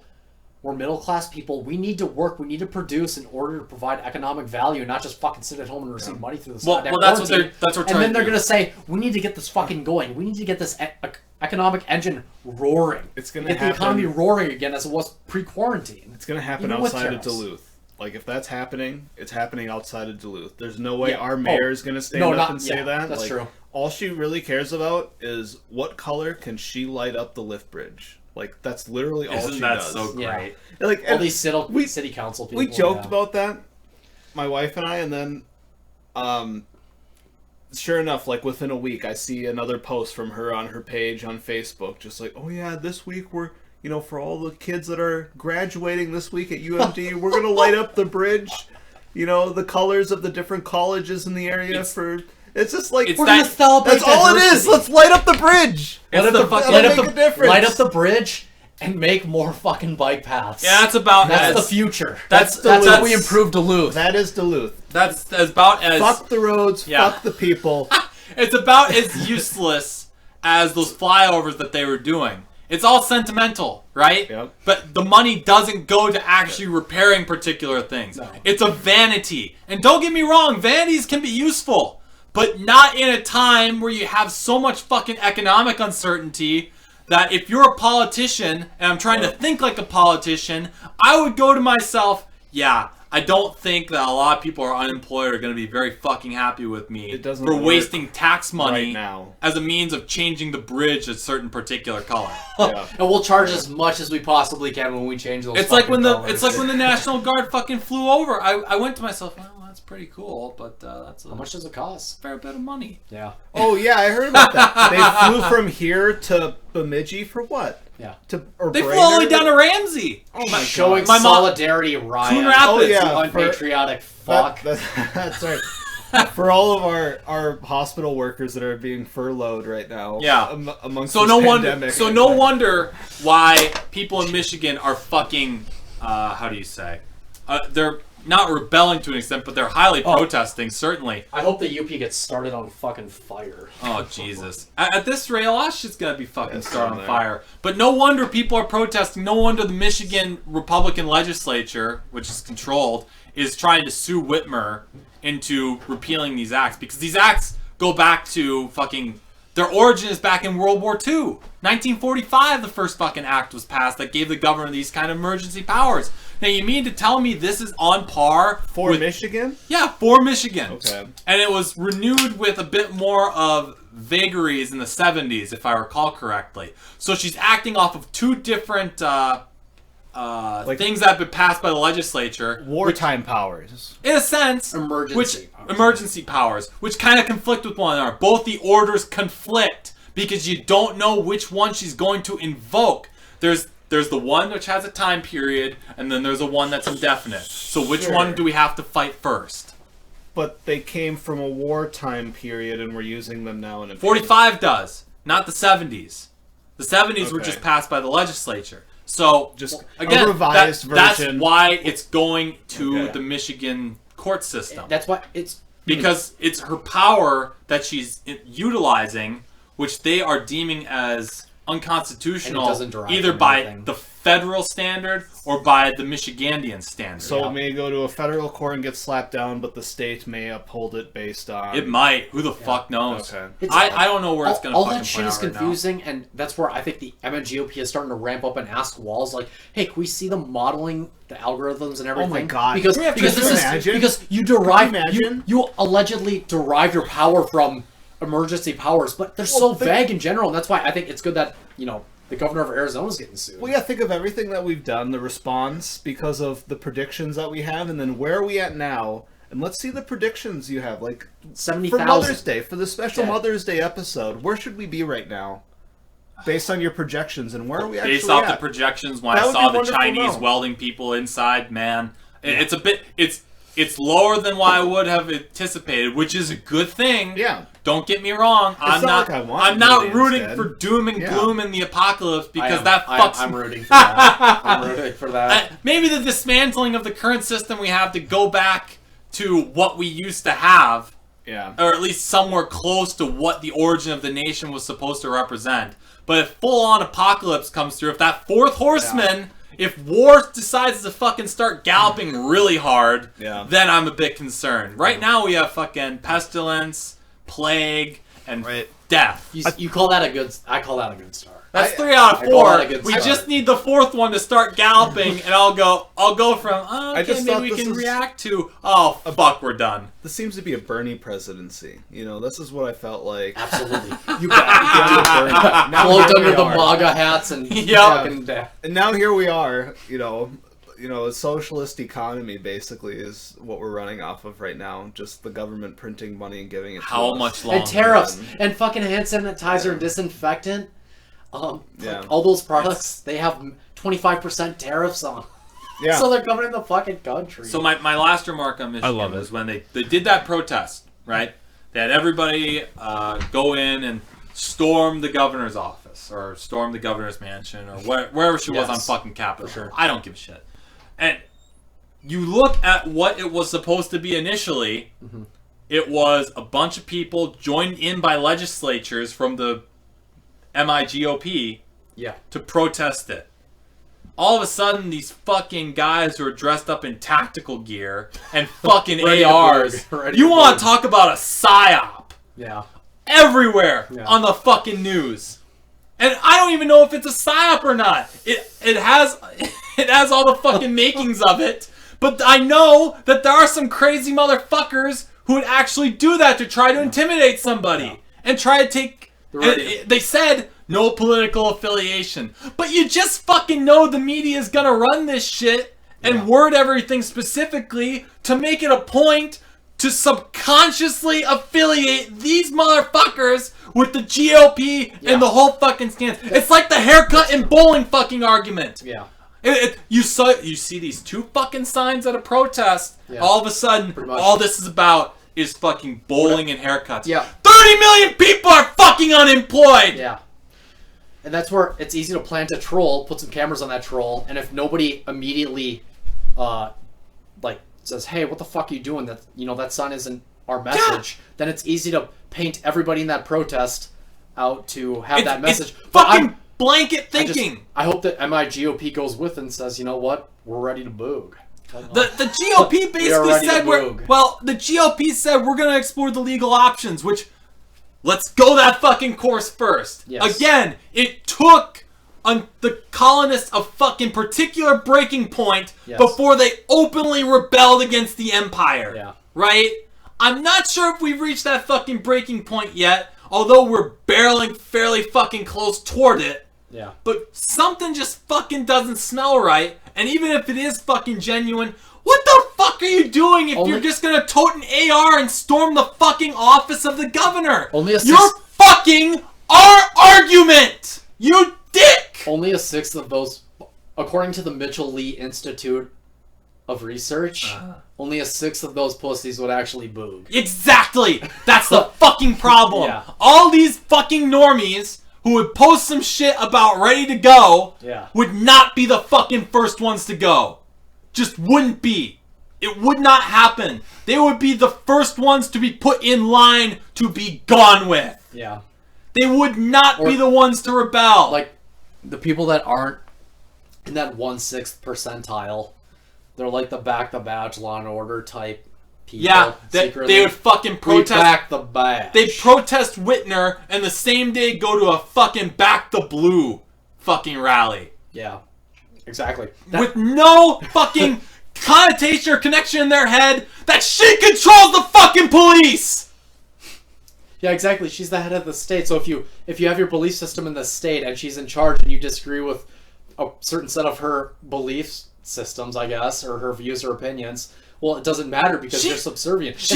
Ryan. It's like those dipshits who are driving those trucks and they have the Gadsden flag sticker or hologram, and then they have the Blue Lives Matter, or like back the badge. Yeah. Oh yeah. They don't. It's a paradox. It's like who the fuck do you think is gonna take your gun? 7 out of 10 people are fucking stupid, and I'm more than convinced that all those people who brought their fucking guns out to protest Whitner, whether it's a psyop or not, would be right in line with the guys that would say back the badge. Oh yeah. Who the fuck do you think is the authority here? Whitmer. Who are the agents that enforce the authority? The fucking police that you bow down to. Yeah. Jay Rick, you're on fire, man. Unfucking believable. That's exactly it. How do you think this is I don't even know structured what to here? say. When people are talking about smashing hierarchies, don't even have a fucking clue about the hierarchy is structured. Yeah, it's like, dude, it's like, guys, you're in a centralized hierarchy and you're protesting government, but at the same time you're fucking worshiping it. Yeah. It's a fucking paradox. Just it is. It is. Well, I think that's where we should start. I don't know. So, there's that hierarchy. Let's talk about the media in all of this. Oh, yes. Have you seen the latest Project Veritas shit? Oh, yeah. James O'Keefe always had it. Where they go in. Well, they didn't go in, but there was a guy that was working there that was able to get into, who was it, CBS? Was it CBS that was doing the reporting? Something like that. One of these major news organizations, they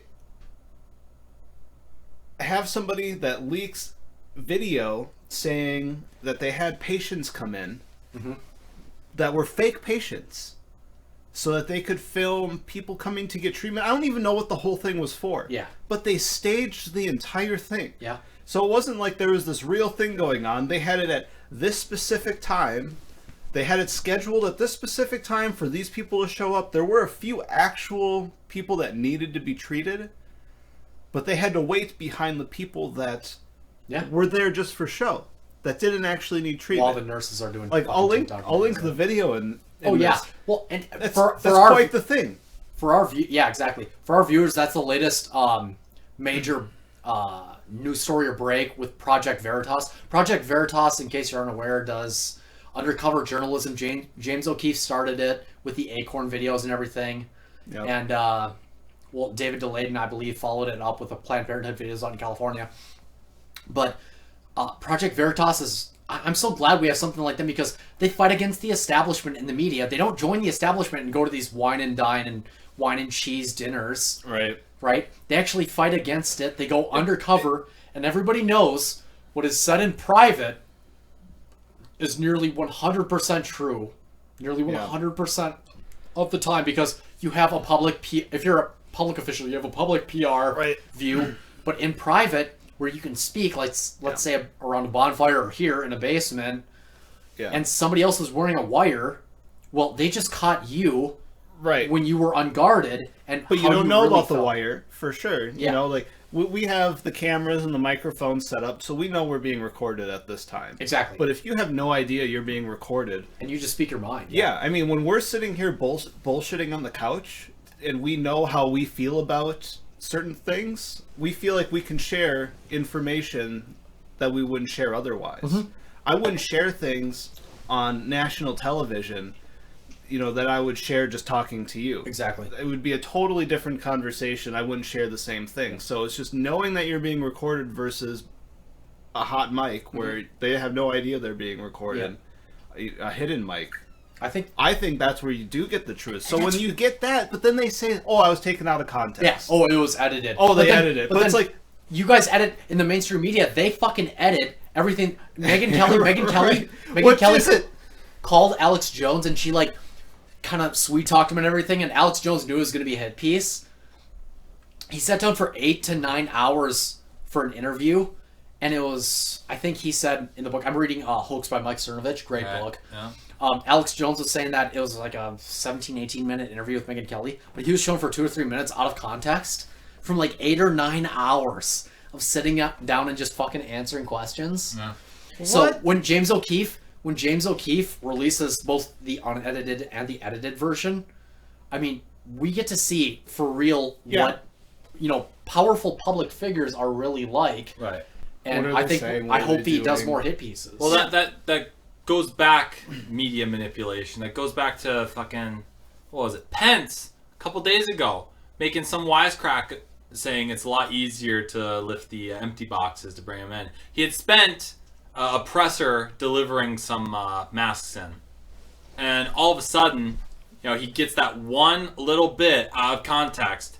Fucking blue check marks everywhere rolled with it, saying something about the vice president is delivering empty boxes. Yeah. Sure as shit, God. they got caught. They got caught on their fucking bullshit by Twitter of all people, of all places, to say this is manipulated media. Yeah. I went, what the fuck? Yeah. Hello, base department. Right? Well, and that's getting exposed left and right. Just the media and how they're falsifying information. There's Pence with the supplies. There's Trump with Trump fucking being said to have told people to inject disinfectant into them or drink bleach. Oh my God. Basically drink bleach. What a fucking hoax that was. Well, which I think the bigger story there was Trump had a script to read and all he had to do was fucking read it. That was written by doctors and procured by his speechwriters. But he doesn't do that. And he doesn't do that, and he sounds like a fucking idiot. That to me was the real story in the memes. He does sound like an idiot. It's fantastic, the fucking memes. But the point is that he did not actually tell people to drink fucking bleach. Yeah. It's just like that fucking that couple who drank the fucking fishbowl cleaner. Yeah. And it's now wanted in a fucking homicide. It's a homicide now. Biden's under fucking She investigation. used fucking Trump as a means to try to Yeah. cover up that she possibly killed her fucking husband. She's the new Carol Baskin, dude. But they fucking ran Carol with Baskin. it. The fucking Killed her mainstream media husband, runs with whacked this him. shit because they hate Trump. Which, by the way, you want to know how dangerous the fucking media is? You wouldn't ever hear Trump say this shit if they didn't amplify it 100 some odd times a fucking day. If you didn't see it on your Twitter timeline, if you didn't see it posted by your normie fucking Facebook friends from one of these fucking rags, you wouldn't ever have heard about it. yeah. Because you're not seeking it out. But somebody fucking posted it, and now you're gonna fucking share it, when it turns out if you just watch fucking C-SPAN, it's not nearly as fucking interesting or nearly as dumb as they amplified it. It's fucking stupid, Right. but it's not nearly brain dead. They take 3 seconds of a clip with, 10 minutes of backstory and narrative to beef it up, and then it's like, roll the clip. Yeah. Can you believe that? And It's just like, that's all it was. It's the equivalent to That's all it was. It's equivalent to somebody on camera saying, a clip of somebody being shown saying, I'd kill someone, but then the greater context is, I'd kill someone if they were charging me with a weapon. Right. Or if they touch my family. Different- Or they did some bullshit like that. Yeah. Completely different context. Right, yeah, exactly. I look at it through a different lens. I'm like, there's a perfect opportunity for social Darwinism to take effect. Like, Trump could have actually said, drink bleach, inject Lysol, and we could have found out how many fucking dipshits would have been like, you know what, Donnie, god damn it, you know what, I'm trying to make America great again, takes a fucking syringe full of Lysol, Why would he kill his own wraps population? it up, and just... Why would he kill his own base? Well, it depends on how much of his base he would fucking kill, I guess. Why would he do that, though? He It'd be still needs funny. the base. Yeah, Well, exactly. No, that's us looking at it, though. Yeah, That's true. not politician trying to get elected If he- in what is now a completely wide open race. Well, that's what Yeah. makes it so confusing about that lady. Is she a pro-Trump person listening to what Trump has to say and doing it, when her history showed that she was actually a strong Hillary donor and anti-Trump? She just tried to make It's it into a another- story after it's she another fucked up. psyop. The fish tank clean, Operation Seriously, like, Fish Tank no, Cleaner. Oh my god. Stephen, Can you imagine? No, Steven Crowder, he covered this. He found out like who that lady was. He found out that she was actually like anti-Trump, donated to Democrats, donated to Hillary, all of this stuff. Sounds like a lot of Trump's current cabinet. Then Yeah, to be exactly. honest. well, but then she becomes this lady who was pro-Trump Yeah. and drinks disinfectant The big fucking grip. or fish cleaner, chloroquine or whatever because but even though she was a Hillary supporter, she listened to Trump. It's like it doesn't make sense. It's difficult for me to believe that you who's could going to listen okay. to Trump? Okay, there are a wide variety of options right here. No, number one, Oh, yeah. she just wanted to blame it on Trump, and she, whatever, like had her husband. Well, drink she it, did and murder it on purpose. somebody, allegedly, or she murdered somebody with a fish tank cleaner. Obviously, like he ingested Poison it through water or whatever. But then yeah. she tried to blame. She's an attention whore, and she wants to gain get in the spotlight. So she Right. says, "Oh, Trump said something about hydroxychloroquine." She could have gotten away with it if not for fucking Hydroxychloroquine, mentioning. But then she brought it up, and that drew in more fucking inquiry and Yeah. like investigation. Uh-huh. And then it shows, wait a second, you killed your fucking husband, and you would have gotten away with it. Homicide charge. Well, her husband was an engineer, wasn't he, or something like that? Like, I have not kept up to that fucking extent. I only don't know know. the general. I saw bits and of the pieces story. too, but there was like her husband.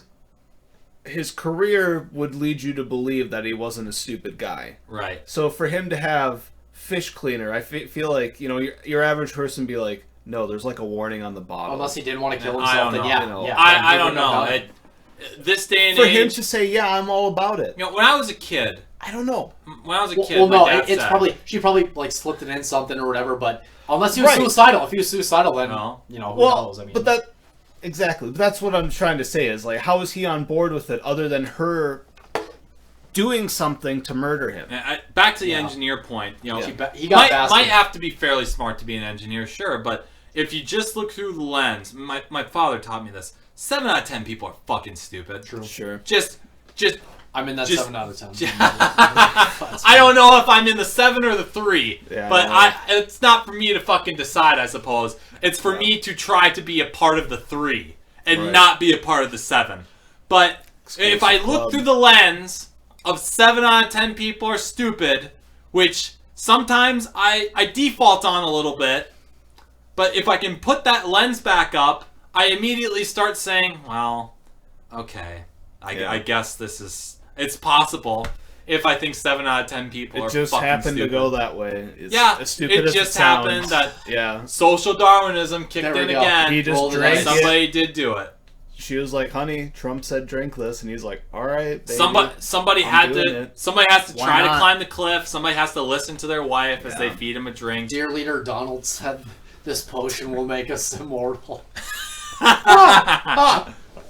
It's just it's Yeah. funny that he stared at that fucking piece of paper and it came out like he put disinfectant. Well, Even the wrong batch of the chemical that Yeah. was being mentioned. Exactly. Yeah. And then I In combination with all the other shit Yeah. that's involved in the fish cleaner. yeah. Oh, Yeah. This separate might do the trick, The but fact- if you involve this, you will explode. The vaccine is sold at PetSmart and Petco, just so you guys know. It's been there all along. Yeah, they fucking caught us. The treatment's Yeah. been there. Well, and some of these claims and some of the things that have come up have led me to read patents and things that got passed surrounding the coronavirus and things Yeah. like that. Won't that be interesting? So I was reading through some of these things and I could pull them up. There was one claim in there that said about coronaviruses is that the common flu is most commonly coronavirus. Yeah, So- it's a family. It's a family of basically influenza. It's a Right. coronavirus. Yes. This particular one is related to like the swine flu or regular influenza type B or A or whatever many fucking types there are that Sure. we've been working on making vaccines for, but never cure the actual thing. Right. Never mind vaccines like polio Yeah. and smallpox eradicated those things, but we can't fucking find something for the flu. But that's on a completely different tangent. Right. But the coronavirus, well, just let me get one thing out there. So for the coronavirus, it's mutated into all these different strains and it's everywhere. Mm-hmm. What are we testing for exactly? Are we testing for coronavirus? Because then that would lead me to think that we're just testing for the flu in general, which is everywhere and doesn't kill most people, as the Right. narrative is right now. Are we So- just testing for what we know as influenza? Right. A coronavirus instead Coronavirus. of the coronavirus. does the coronavirus test cover multiple strains within the corona family? Well, and that's exactly it. Or is it, So or is it targeting just the particular strain that Is we- it just the flu that we're testing for, essentially? Or the coronavirus flu? I don't fucking Or know. is it the COVID-19 that's mutated into all these different strains and is everywhere, but we've come up with a test for all the different strains in the different areas? Well, considering the utter ineptitude of all of our elected officials and unelected officials at trying to contain this, I am Right. leaning toward your former presumption rather than the latter. I So would see we're the... just generalizing the entire thing, I have no idea, but which would just, make the numbers even more it hard to would trust. inflate. It would inflate if you're just testing for it because there's a lot of different fucking variations of what they designate as a coronavirus. Right. Instead of the one that's subject to the pandemic. Right. What I is would the strain that we're worried about and looking for? Because there's different ones everywhere. I would hope they're testing for different ethnic groups. I would hope they're testing for what we've designated as COVID-19 rather than just base coronavirus. I have no idea how the fucking inner workings of this work. I couldn't tell you.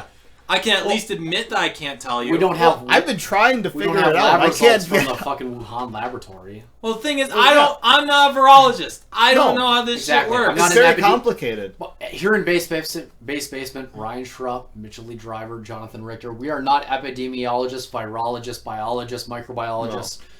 We're just essentially trying to Bill find- Gates at this point. Yeah, Giving our we're opinion. basically Bill Gates, not to brag, but As far as our medical No, advice drink goes. water. Yeah. You're not gonna have it. trust in the WHO. That's that for me was like, because I'm huge on nuclear energy and nuclear power, and what Bill Gates is doing with TerraPower and how he's bankrolling it, how they're coming up with new forms of nuclear reactors. That's fucking badass. So I was like, okay, guys, like maybe all the anti-vaxxers could lay off Bill Gates. But when he tweeted that fucking WHO, he's like, we can't stop the halting of funding to the WHO, I was like, Perception's gloves everything, are off, man. you guys fucking, Now, fucking get out them. them. Shit Because posters, again, meme dogs boards. off the the leash. WHO is an Go. organization on record to have spent more on their fucking scientists traveling than they do actually fighting fucking epidemics. Oh, you don't They're say. on record as appointing Robert Mugabe as one of their fucking representative ambassadors in the UN. Robert Mugabe was a dictator who furthered the poverty and pestilence of his own people within his nation that he was a dictator for over 30 years. Dude, I remember- And he's somehow a WHO representative. That's about as fucking funny to me as Pakistan being on the Human Civil Rights Council for the United Nations. I didn't know Well- that other piece, but Well, no, holy shit. yeah, dude, which nation was it? Was it Malawi or was it another one? I can't remember which God, nation I it was. cannot fucking remember. Let me look it up. It's- Oh my god. It's on the eastern How coast, fucked are we right southeastern now? coast of Africa. Well, it's How like when fucked are the Saudi council is on the like Human Rights Council, or the Saudi diplomat is on the Human Rights. yeah, a bunch No, of Zimbabwe. That's Zimbabwe. what it was. Zimbabwe Oh, dollars. so he Wouldn't you presided know it? over. He presided over hyperinflation, where people are carrying wheelbarrows full of their nation's currency. Excellent. Rhodesia, fucking breadbasket of Africa, but has a lot of fucking, racism involved within it. Or Zimbabwe, what it transitioned into. Now fucking pissed away all of its ability to be the breadbasket, and now is fucking completely just not a great place you'd want to fucking live in. Yeah. It's how can you not just fucking get it right? You know, how can you just blend the fucking two? No racism, you know, no apartheid system, but also the breadbasket. Yeah. You fucking had the model. You had the model in place. But then you drove out all of the whites who knew how to do shit. And you're starting to see this in South Africa as well. Oh, they were trying to invite him back. Why they would were- they go back? I know, right? As they were murdering them, like left and right, burning them alive or boiling People them don't alive. forget that shit. Oh my god, that was terrible. People Some of don't that fucking shit over forget. It's almost as bad as when what was it? Who were they? The Belgians who went looking in the Congo for rubber. And they just fucking slaughtered. The What was it, fucking King Leopold II? Leopold III. I think it was Leopold II. Yeah, actually, you're right. You make these things race based when you see the skill and the value, then you're just like, oh shit, Yeah, pretty much. Yeah. oh shit. Like that's what we're. Then you can't say that's anything, what that otherwise you're is. racist. You're bigoted. You know. I think it's fucked that I- I can't go to I South am- Africa. South Africa's so fucking beautiful. I am fully I want to go to Cape on Town. board have with no the idea idea. that if Leopold had found some little fucking base in Asia, they would have done the same fucking thing, right? Yeah. So maybe that's a wider connotation of how he looked at other races, or maybe that's an interpretation that it didn't matter who the fuck it was. You know, it could have been a bunch of albino Africans for Yeah. all he fucking cared. He still would have chopped all their fucking hands off. Right.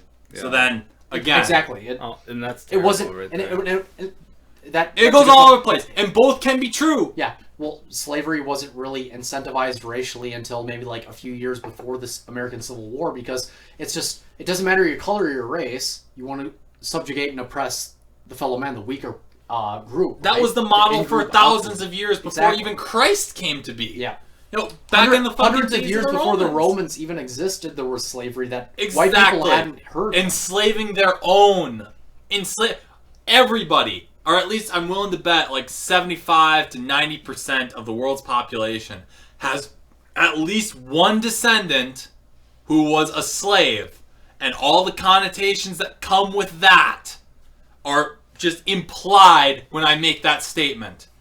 Just by down the line, you are a product of a slave being utilized in some particular way by their master. Kamala Harris's grandparent was a slave. One of her grandparents was a slave owner in Jamaica Yeah. who owned dozens of slaves. Yeah. That's fucking wild. Well, that was That's crazy. that was actually fairly common that a lot of black people were also slave owners. Yes. Oh, some Isn't of that the first, the whole thing so- started? Well, Yeah, how do some you of the think first, we some fucking... of the first slave owners in America were black. They had dozens of slaves, and like there was, I think it was 1661 where indentured servitude was legalized or something like that, legally sanctioned in America. Yeah. Right. And I mean, And I'm not trying to justify it. Yeah. No, there's I'm no just saying, justification. it's obviously There's fucked no up. justification. Happened, But like- you cannot fucking misrepresent history can't say it's to an fulfill a all-white particular thing. narrative that you want so you can push an agenda in the modern age. So what do you say? It was people that saw a particular advantage for themselves because they could exploit someone else's labor for their own benefit. It had nothing to do with skin type. It just was. It could. It could. It could, because remember the fucking progressive movement that came out of the 1920s had a particular kind of white savior-esque attitude about it. Okay, yeah. Saying that, so if that could be a ideology that happened in the 1920s, that same kind of principle of the blacks or the Asians or what have you don't know what they're doing, just that particular kind of thought can then be permeated all the way back into fucking history to the point where the Sure. institution of slavery was still implemented. Okay. They're stupider, therefore we can enslave them. Or there's not as many of them and we can enslave them. Multiple justifications fucking exist for the institution's existence. Sure. Some of them are racially motivated. Well, then I just don't understand how then you get the black slave owners then if it's purely race based. Because their motivations are different. And it's not purely race-based like a lot of people are making mention. It became such a way because of America's hierarchical, I suppose, America's position, the situation with the European powers. Because they'd send goods from Europe down to West Africa. They would trade with the tribes that were there, and they would take the captives that those tribes had captured Okay. Yeah. on boat over to the Americas. The Lebanese, Because, the Lebanese and Sierra Leone were the middlemen. yeah, Oftentimes. because keep in mind, fucking Europeans couldn't pierce the fucking heart of darkness for fucking centuries. There's malaria in those fucking places. You can't just go in there. Yeah. It's not like they fucking conquistadored their way all And throughout. it's tough to transport goods and whatnot because of the terrain in West Africa. Right. I mean, it's So, what better way to get what you want than to provide a different good that they want? Currency doesn't really work for those particular people. They want actual goods. Yep. So, what better goods than guns that they can use to conquer more great swaths of land in West Africa? That's the fucking triangle trade as you go deeper into it. Just surface level, you can understand some stuff, but you have to go further underneath to get a full story. It's like, to make a comparison, it's like when Thomas Sowell did a research paper about how women seemingly have less pay than men. That might be true, but men are, you go beyond the surface, you realize that men are working more dangerous jobs, Yep. or more jobs that women don't want. and you factor in, So that increases yes. the demand for the particular labor, because once you introduce women into the labor force, it introduced a whole different supply of labor that individuals could use to drive down wages. But if one group within the labor force isn't going to take that particular job that you're offering, all of a sudden your demand to fill that goes up and you have to pay a higher wage to whoever's going to fill that position. Right. Well, then the value of the position is based on the risk that you take while in those positions. It's based on a lot of things, but yes, that can be one thing. Well, risk, I think, is a lot of it. So the reason why women, if you add up all the women's salaries in the world, Oh shit, are we getting the gender wage gap? Probably. well, Shadow we that? have Good. to we have to go into that to explain True. the triangle No, I trade. agree. I That's agree. the point. Is that you have to go a bit deeper into the data, into the narratives that are presented, and understanding where we were technologically, sociologically, and all other different assortments of disciplines to fully construct the story as to why exactly we started using blacks as slaves in the New World, and where the racial connotations started to come out, because there were definitely some justifications that were utilized that come from a racial or racist kind of viewpoint, but that's not the whole story.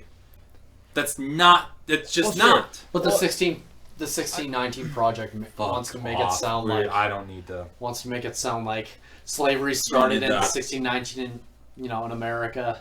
I don't know. And Got Americans Pulitzer are- for that, by the way. I know, I saw that. Oh, That's is so that- fucking if wild. I talk about that, So I will, crazy, I will yeah. blow out one of these mics. Was that a documentary or something? No, it's I have no idea what you're talking about. I'll it's have to this watch like it's this Go on, driver. conglomerate with Okay. outlets and certain like snippets, obviously from like the Fox or BuzzFeed type, and they basically fill into they cater to the social justice narrative that slavery started in America, and they say nothing of, well, not that it started in America, but that it was predominantly in America or primarily in Oh, America. okay. Nothing about the European. Nothing, or the Ottoman Empire or anything, or the Mongolians and their empire, Sure. or the French Indochina, whatever. No greater mention of the context of the institution as it was implemented throughout the world. Yes. No mention of China. Not real. Granted, the focus is on America, Sure. but in order to have a great connotation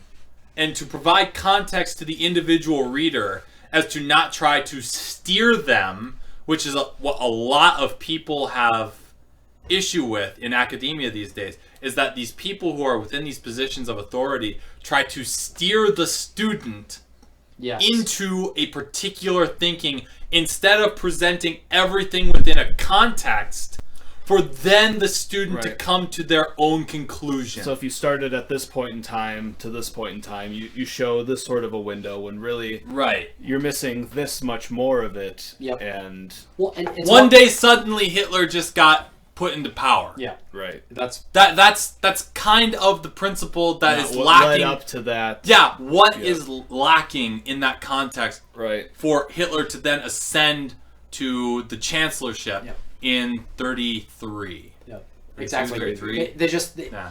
again, like Richard talks about, seeing things on the surface of thing. Well, seeing the issue on the surface instead of just delving deep and looking at what actually causes it, the various factors and conglomerate of factors. But Duke Pesta, he's a assistant professor and professor at the collegiate level. He's posted multiple articles about how students coming into the university system or the college system, a great percentage of them believe that slavery started in America. That's a fucking problem. And they associate slavery with Thomas Jefferson and George Washington more than anybody. What? Yes. Yep. It sounds like the fucking Onion. Collegiate students They believing that after 13 years of government indoctrination, public educational systems, public schools. Far more than that since Yeah. Carter. Since Carter, when the They- Department of Education was founded and the Feds started Yeah. taking Yes, but greater... for the K through 12. he's Right, saying in their K through 12, lifetime. right, Yeah, right, yeah. right, their Lifetime. So lifetime, after yeah. 13 years, a great, and he said he gave this quiz out in a civics class, a basic collegiate civics class, whatever, history class. Unreal. He gave this for 14 or 15 years. He gave this quiz out about basic questions like, was Ben Franklin an American president, or like, who do you associate the presidency with when it comes to the founders, the framers, whatever. And he said that a great percentage of them believe that slavery started in America. How fucking stupid. This is how and cultures and ignorant. civilizations die. Yeah. This is how How this happens. stupid do you have to be to believe that, and uninformed, because like we talk about at Monticello High School, Odlin and Arnebeck, at least in our grades, in 10th grade, they were only given a year to teach world history. They weren't given 2 It's or 3 impossible. years. It's absolutely impossible to even think. It would take 2 years to teach the whole of American history with all of the things that have occurred from even before 1776. Thank God 'Cause we have still had a Collecting West history here. with the French and Indian War and the development of the colonies. Yeah. But you still have even greater periods of time. You have to learn about Britain to be able to actually learn about America in a sense. Right. You have to. There's the interconnectivity. There's just more to it. Well, and when you want to learn about some sort of culture at some point in the past, like, things flow. Like, when we follow news cycles, things are kind of different from month to month depending on how things are going. So if you want to really learn about what was going on, it's like you got to follow everything that led up to that point. And that's hard. And that would take, taking it month by month through, say, a particular year. So then Yep. if you want to learn a year or a decade, but we're talking about centuries since, we've been around since 1776, They have full, honestly, they have full semester-long Right. courses on World War II alone when I was attending school. So, help me God. One period, yes. Help me God, how are you supposed to fit something like the whole of American history, let alone world history? All of the things that Imagine go on. covering something like Britain Yeah. and the various different dynasties that had taken control. Kids' heads would be splitting trying to figure out what a Plantagenet was versus a York versus a Yeah. de Normandy versus a Dude. Lancaster, the Stuarts, the Tudors. I'm terrible with history. I wish I knew more. Same here. Same here. When you go on, Good fucking I can luck. make it sound like I know a lot. come but I on, don't know driver. shit. Come on, driver. No, good luck. Good fucking You luck know ever a decent learning amount. this stuff. Well, and I wish I would have paid attention in high school because I know we had some teachers that covered some good shit. But I'm Western. Westfield. God bless him. Yeah, seriously, hero. I wish fucking I kids. like Odlin too. I want to give him a little bit of credit. Oh, absolutely. I like Donlin as well. I didn't Yeah. get to be taught by him. He was a football coach. Yeah, I had him, and he stepped in for Solom, I think. For Well, economics, I needed to teach 55 fucking students. Yeah. Oh my god, my just God. took on a huge load. So that guy was that. Growing up now, and I look back at that sort of a thing. Oh, yeah. Imagine what he was going through. Like those guys were Well, awesome. then, as a football coach, like all the parents of the players that would, bitch and moan and stuff about how his ability to coach and not understand the dynamics of it and kind of the stress Yeah. and pressures. It is what it is. Like, Shout out you know, to Monty. I never Jenkins, had a problem with right? Donlin. I played defense. I never played in high school. I stopped after middle school. Oh, that was a fucking problem for Monty. yeah. Because fucking kids my age, we knew a lot of kids my age who were fairly athletic, but they didn't fucking, and probably your age as Didn't well. play. But a lot of these kids who are fairly good didn't come out, didn't play, didn't do anything. So hard to compete with Becker. Becker. I don't They think it took would it. have. Well, they took everything in football. But the thing is, They I were don't think it undefeated. would have been hard to compete with them at our age for those two particular years if you had every athletic kid actually come up for football. Now I Yeah, understand, maybe. Yeah. but I understand interests are changing. But at the same time, there's not really any other fall sport besides men's soccer. It's not like we had a volleyball team for Monty, So Yeah. if you I had don't know. every athletic kid come out, then we could have done something. Instead, there's the fucking it's the Gophers. It's the fucking Gophers, where you had a losing perspective around the whole of the program. Sure. So therefore, nobody who has any particular talent in being able to play wants to come out. Right. Tony Franco, It's kind one of of the most culture. athletic kids that I knew, played basketball with him. Could have played corner. He was about 5'10", 5'11". Could have probably fucking pressed somebody up in the box if you needed to. Instead, we didn't get that, and we just the position could have been filled by somebody that was better. And True. then there's the kids who dropped out, like Well, not name names, but Lindy. God bless you, Lindy. Miss ya. But he was on fire his junior year. Yeah. He was really good. for sure. And then senior year, he doesn't fucking come out. He got pussy whipped. I don't know what Garrett's had to do Lindy, with that. Lindy, I'm joking. I don't Well, know no, what I- Garrett's has to do with that. But. Yeah, I mean, you look back in retrospect, and Odlin just went through PowerPoint presentation slides. He tried to get through what he could, but it's like you have to look at it not through that lens of you're in 10th grade and everything's moving so fast, and it's just like you're interested in history, but you can't really learn a lot of it. Yeah. Through school, it's like he only had a fucking year to Yeah, teach world and history. that's the whole of the problem is that That's the fucking To the do- curriculum. to Everybody wants to teach- talk about standardized testing, but the fucking curriculum, like economics, history, they need to be emphasized. Yeah. They need to be frequent. like to teach these things takes a long time to be able to do.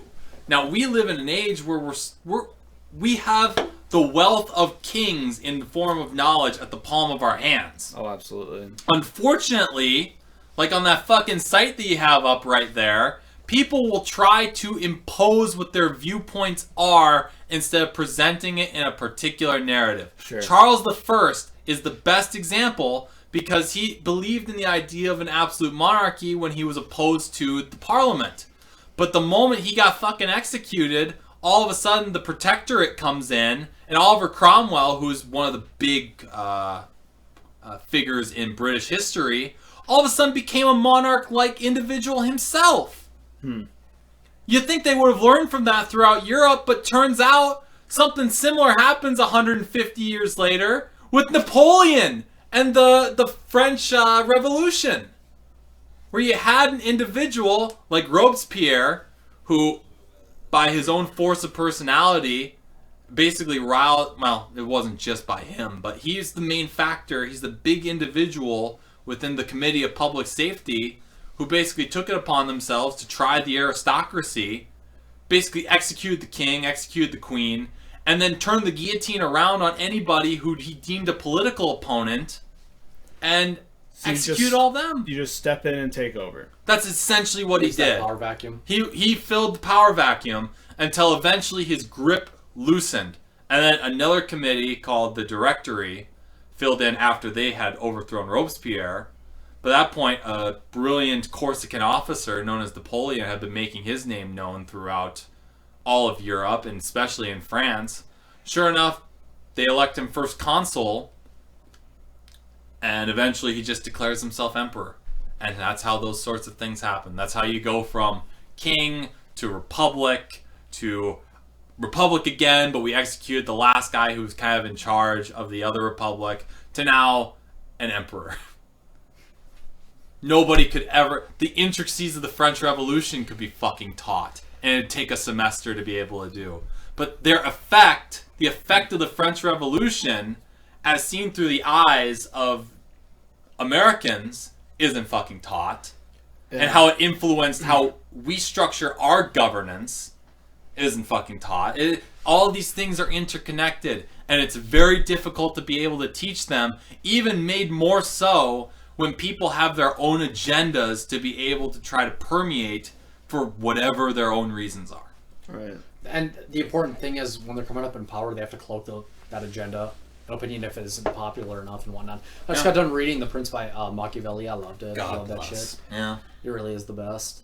But no, I hope Elon becomes emperor and we all get, microchipped and have fucking Neuralink in our minds. Well, I'm ready. It's gonna happen. So it's just a matter of, we should just embrace it now.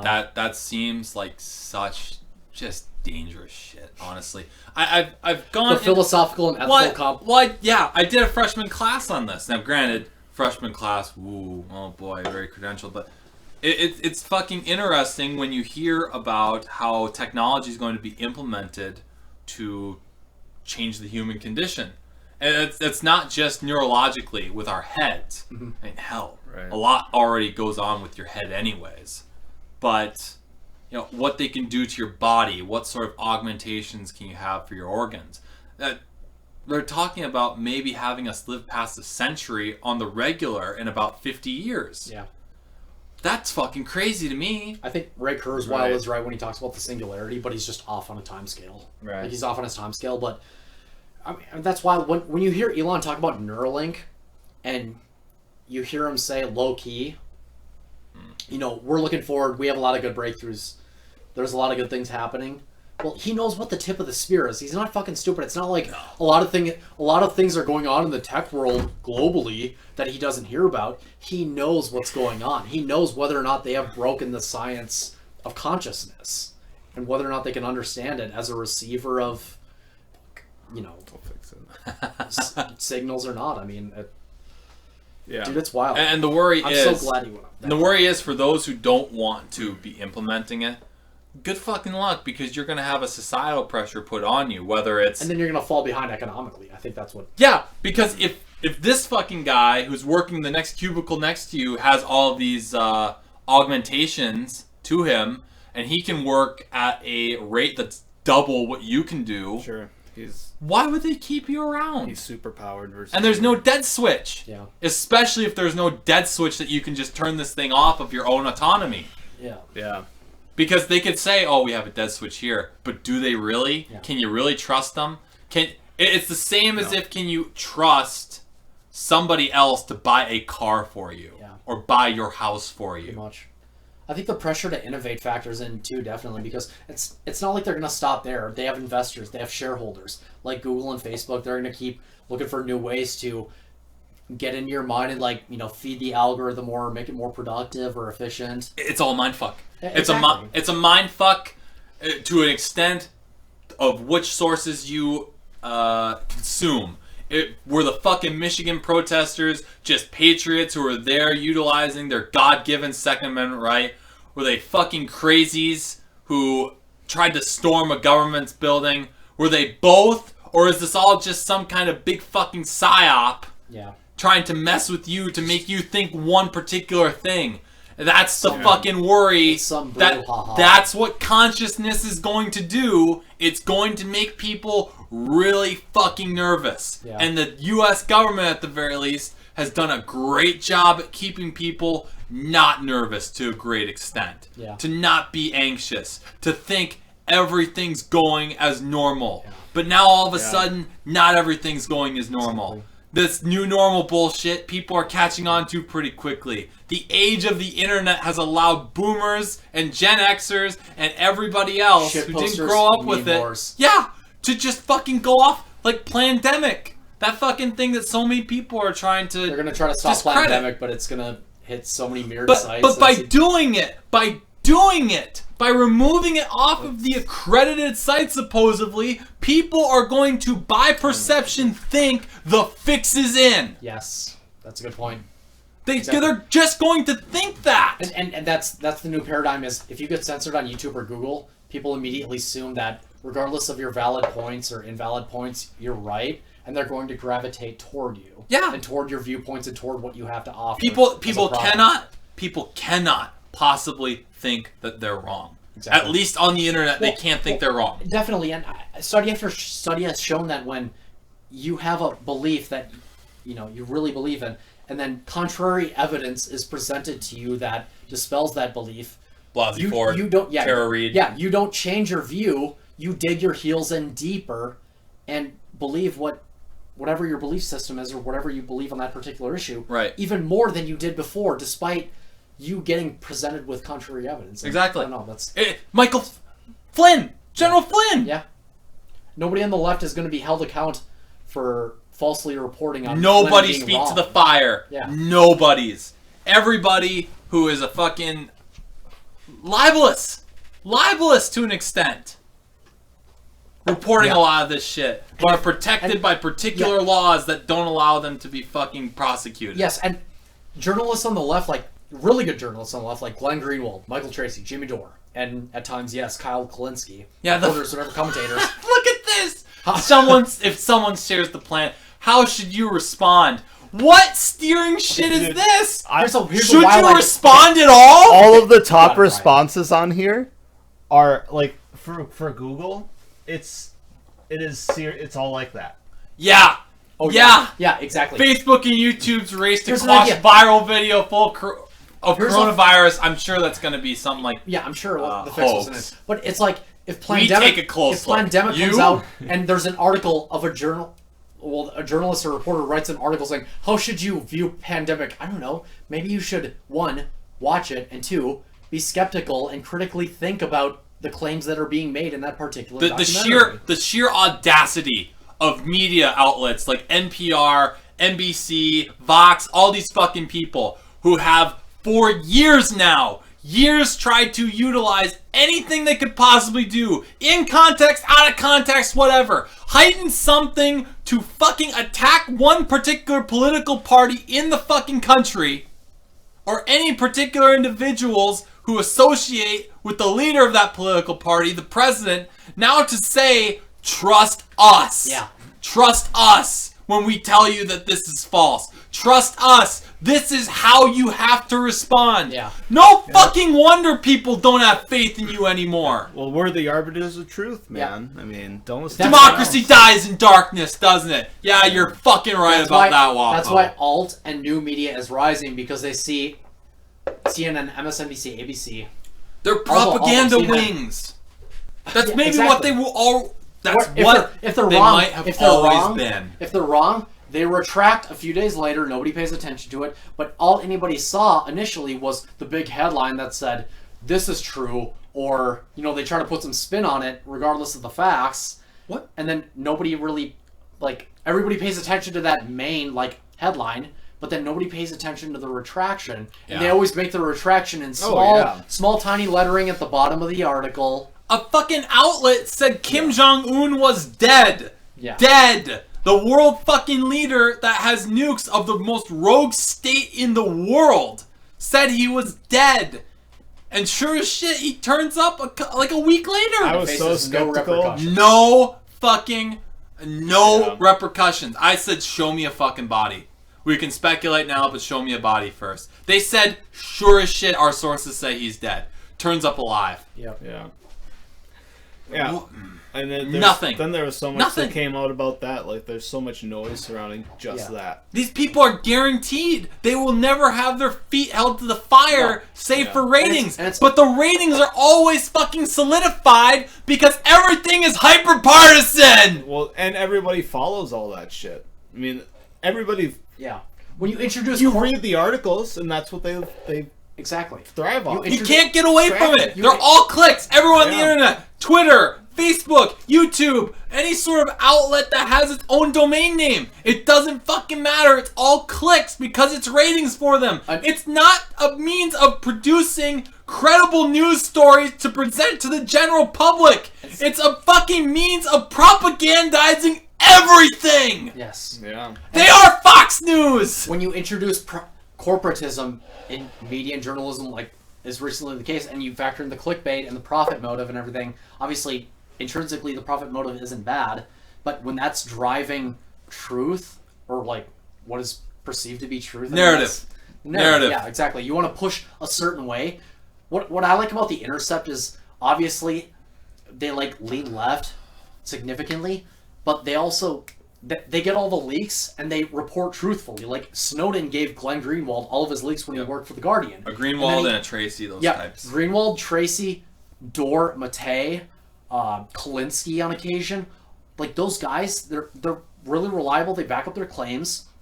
And even though I disagree with them ideologically and politically, well, they're pretty reliable sources, and they're not just playing fucking telephone. They're out there doing their commentary and everything's verified and whatnot. And that's what we need right now. We need a James O'Keefe style ethics of journalism without necessarily going undercover.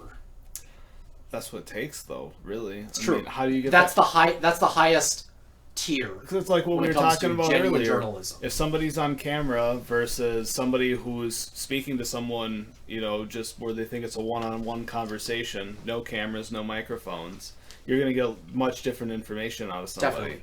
So I think you almost need that undercover journalism. Oh, you bet. It needs to exist. Who watches The Watchmen? Yeah. Exactly. So with the state of journalism we have in right now, I can't fucking wait for this Georgia story to continue to blow up even further. Oh yeah. Can't fucking wait. Because the more what's going to change? Nothing. Yeah, the more spotlight that is just be more shit for me to laugh at. Towards the Ahmaud Arbery story. Yeah.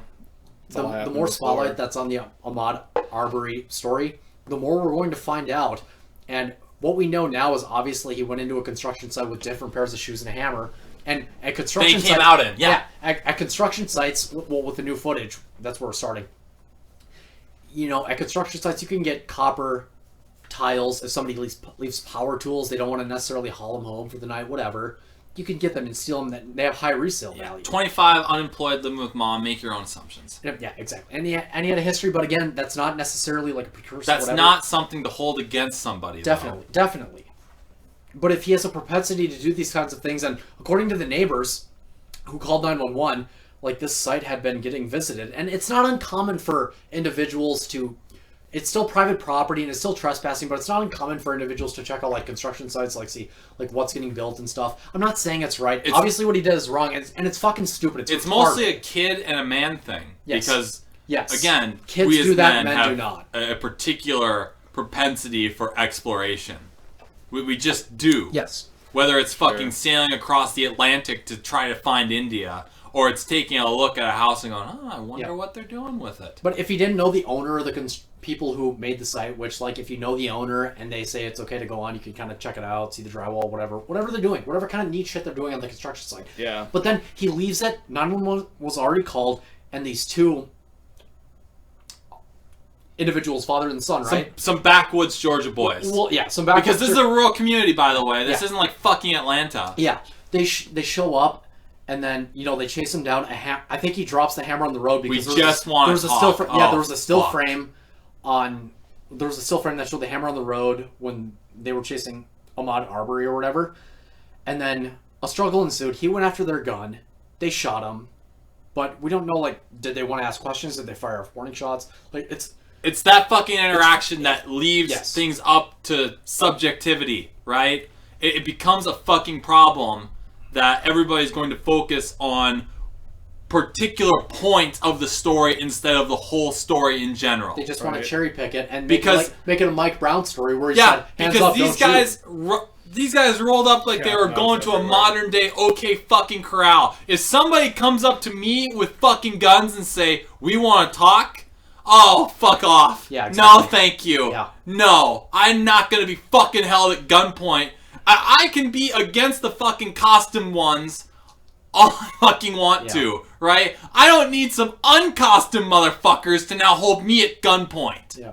Don't fucking need it. And it's the two extremes. You have the Benjamin Crump, who was the attorney for Mike Brown's family in Ferguson, Missouri, whatever, who's presenting this, hands up, don't shoot narrative, along with the media who's totally backing that, regardless of the public and private autopsies. And then there's like the Fox News crowd who are like, well, he went into a shot. How do we know he was armed? How do we know he wasn't armed? He was just jogging. Well, when he left the place, he continued his jog, really, but like the way they showed up and just fucking like confronted him and everything, it's not how I would have gone about it. And I'm not saying that I would have been perfect in that situation, or any of us would have been. Yeah. How can you? But it's like a scary situation. If you're gonna fucking threaten somebody and ask them, you have a gun, and you don't know if they have a gun, and you're saying, hey, you need to stop. Who knows what made him think to fucking charge it? I can see definitely why he would try to fucking wrestle the weapon away.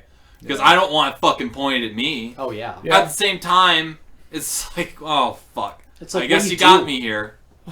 Because I don't know enough about the situation. Maybe somebody nobody does, but everybody's gonna come to their fucking conclusion. Yes. There's already a fucking narrative out there being perpetuated by some fucking activists, some agitators. Whites hunt blacks. I'm sorry, the last two fucking times that tweeted that. Yeah, the last two times that this shit came up, that fucking Sean King got behind, Jussie Smollett in Chicago, turned out those are the blackest Albions I've ever fucking seen. Paid them with check, Ryan. In fucking credible. And Some zero temperatures, a noose around his neck, and he held onto his Subway sandwich, and they paid him with a fucking check. Yeah. A check. And then the second time he tries to perpetuate some shit like this, it's in Texas. There was a fucking red pickup truck that drove by an area where a recent drive-by shooting that occurred that killed a black girl. Sean King got on his fucking horse and says some shit like it had to be a white man in that red pickup truck that drove by and killed him. They're hunting us, y'all. They're hunting us. Yeah. Turns out, not the fucking case. 2 black assailants instead. But he doesn't pay any price for being wrong, so he can say whatever the fuck he wants to say. Exactly. And it's not just, oh, look at the black on black crime. It's trying to dissuade the narrative that whites, specifically, are hunting blacks. We don't have the fucking time to be able to try to hunt you. Just leave me the fuck alone. And the fact that they're pushing a racial motive, when in reality, like the picture that Ahmaud Arbery, regardless of whether or not it was justified, partially justified, unjustified with the shooting of himself, when they shot him, the fact that they try to paint it as like racial because the 2 people who shot him or were chasing after him were white is ridiculous, because he trespassed onto a construction site and left and continued his jog, but people, or the neighbors I'm assuming, saw him in the second half where, you entered, you trespassed, and then you left. But still, that's still unethical, and you should think about before you do it. Like, if you're a kid, chances are you're going to come across a construction site and be like, oh cool, like maybe we can like play hide and seek or some dumb shit. And Or like I a haunted house, people do that all the time. Is- But you're an adult, what is he, 25 years of I think age? so. 25 years old. Why? I saw that he was wearing boots and like khaki shorts while he was out jogging. Yeah.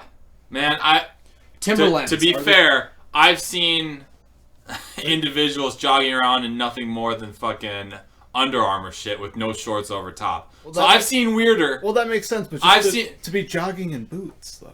Well, Are you the trying to Timbs- tell me you've never jogged in boots and Timbs? Timberlands before, Ryan? No. Every fucking day, I have. I go out for a jog from my aunt's home. I get out of the fucking basement, go out of the garage, and I jog in Timberland boots. How dare you? John Richter, And Ryan Schraub, you guys, I'm sorry. you're dude. bigoted. You're bigoted against Yeah. Timberland boots. I never. I just- Honestly. You know I'm not. what? I don't know enough about the story. I'm not trying to say anything. Well, I that's just, the that's I the just point know I'm trying that to make. piece of it. Precisely. Nobody They- knows the, that. The mainstream media Everything. cherry picks, and they say he was haunted because he was black, and then the Fox News side that's not in the left wing mainstream media says He was wearing the two boots. people who shot him down did absolutely Well, they'll nothing use wrong when it was well, they'll fucking use the insane. fucking interracial crime Yeah. statistics as a means of trying to fucking Yes. cover this whole thing up. When those two should definitely be fucking at least charged with manslaughter. Yes, manslaughter. At the 5 very years, least. 5 years in prison. Because murder has a particular connotation that you intended to roll him up and just fucking shoot him. absolutely. If they just rolled by and fucking gang styled him, yeah, that's fucking murder. Yeah. But Well, the, it all the depends- collection of fucking decisions Yeah. that were made led to the outcome. Yes. Well, and they supposedly called the police, but how do you not get the police more involved then? It depends on the proximity, like however far away they were, if they were like in the neighborhood. or- Police I don't know. always never have an immediate response time. No, I know, but Right. it just why how do you not get the law involved? And if this guy is just jogging, can't you just follow him? The police show up, you take care of it that way. I just don't understand how it escalates. If Yeah, he I takes, have no but, idea. But if he, yeah. Well, there's citizen arrest laws in Georgia. Yeah. There are certain statutes that are down there that can allow you to make a citizen's arrest. Now, granted, those, I haven't read that law, but those I would hope would be very, very particular. Yeah. Yeah. They would be, very specific. But again, also the interaction of it before, like, whatever was caught on camera, like, were they screaming at him, saying, hey, whatever, and a racial slur? We don't have any evidence of that. Because can't, the media no. the media says, well, they're racist. Well, then there must be some motivation for them being racist if that's the case, and it's a racial killing. But at the You same know what time, their motivation at the same is? time, it's like, were they really going? Did they have the intent to kill him before they even questioned him? But how would you question him if he was running away and he really did burglarize? You know what the things? motivation How do they is know? How are they attributed to them supposed to be. know? Yeah. For motivation, you know what's going to be attributed to them. It's Dixie. Yeah. That's Exactly. the motivation that's going to be attributed based on geographical area. Yep. If this happened in, I don't know, outside of Illinois, like outside of Chicago, Oh, like God. one of the suburbs of Chicago, this general thing happens. Yeah. Or even rural Illinois. But because it happened in the rural portion, and especially because it happened in Dixie, Yep. there's your That angle, factors. and That factors into off the we go. narrative.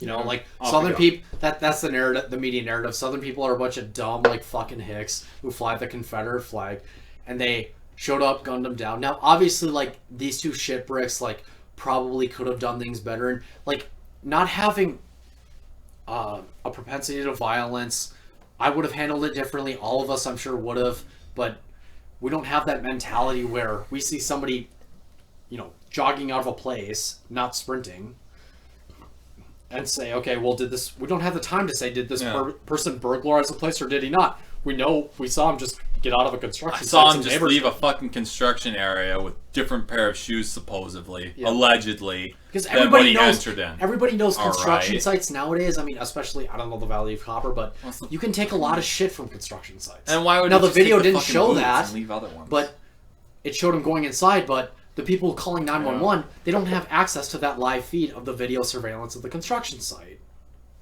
So what do you? People, What are you supposed to? everybody is lacking in particular information. That's why you wait for the preponderance of evidence for everything to be painted together. Yeah. Because Yes. it's just like fucking books with point of view characters. One particular character's point of view of a event is going to be different than all of the others. Yeah. That's the whole establishment of the unreliable narrative. It's Right. via preponderance of evidence presented within a court of law that allows for us to at least attempt to grasp a full story of what is occurring and then rule in a, I would hope, just manner in terms of what is going to be the outcome of this happening. Yeah. Was it murder or manslaughter charges that they were arrested on? I have no idea what charges there were. It should have been manslaughter, obviously. Like, I think it should be that's manslaughter. stupid. If it's murder or second degree or whatever, then it's obviously for a fucking PR stunt.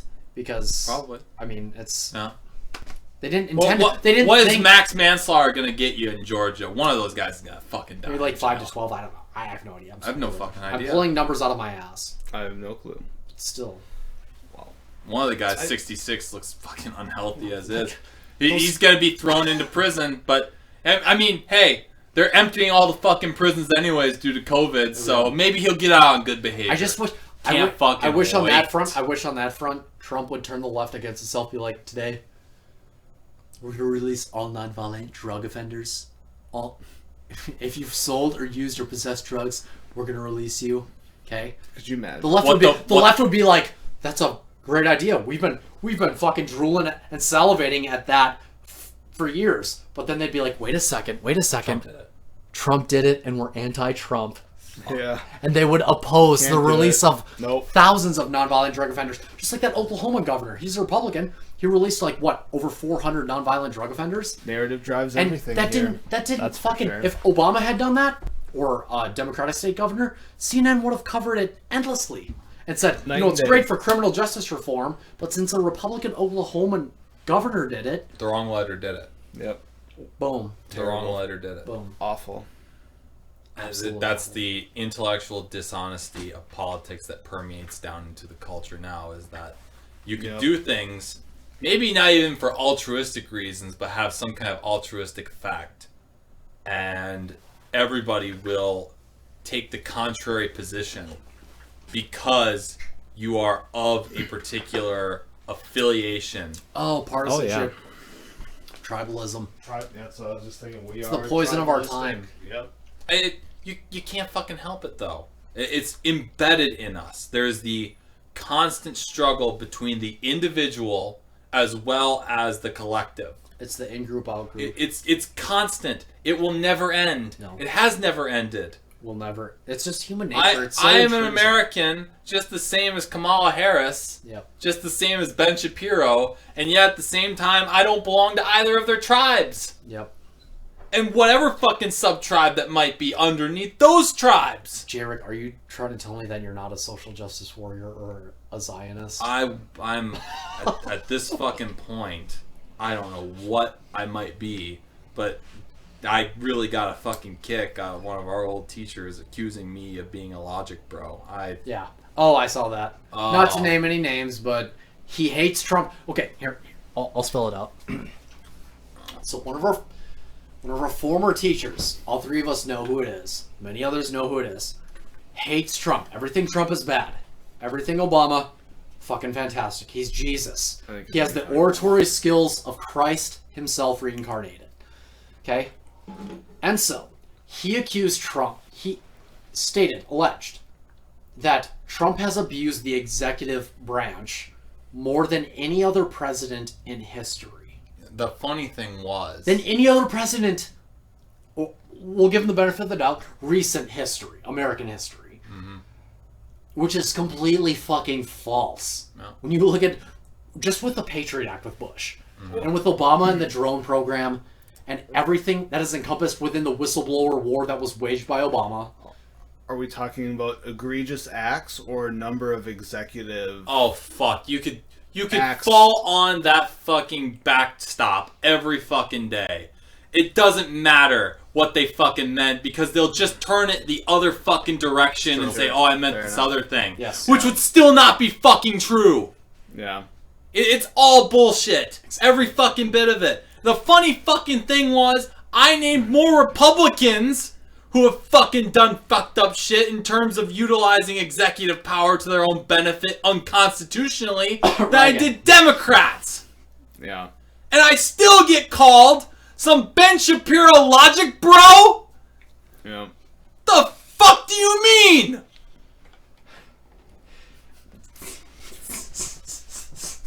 Ben Shapiro fucking logic, bro. As I fucking rail against Bush. I rail against his fucking father. I rail against fucking Reagan for cutting Iran-Contra. But all you fucking see through your lens is, oh, he criticized some Democrats, so therefore... Hashtag Orange Man So bad. therefore, I have to label him a particular way so that I can have some sort of psychological advantage for my own fucked up worldview. It's so bad where we're at right now. Dude, I mean, when you find out how the liberal assumptions teachers made. are...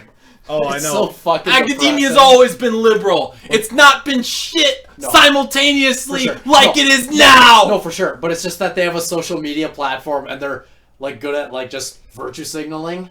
But Oh, when yeah. I've actually private messaged many teachers and who are super like leftist, progressives, liberals, whatever, and I'll be like, "Hey, did you know that? Well, I personally myself Fucking am not a right winger, but Obama actually did a pretty damn good job from the perspective of a right winger when it came to deportation, drone strikes, war on whistleblowers." Yep. And I'm like, what is your particular... Those things What's that your are opinion? affiliated specifically Yes. historically with conservatism. Yeah, it's like, what do you guys think about that? Because, you know, you guys are non-classical liberals, Democrats, leftists. What do you guys think about Obama? And then they'll say Orange Man Bad, hashtag Orange Man Bad all day. But Trump. But when you bring up the fact that Obama did the same exact policies, they're completely silent. Yep. And that's where you see the tribalism and partisanship, and you see the fact that they're willing to just keep perpetuating the narrative because, one, they increase their popularity. Let's admit it. Yeah. Absolutely.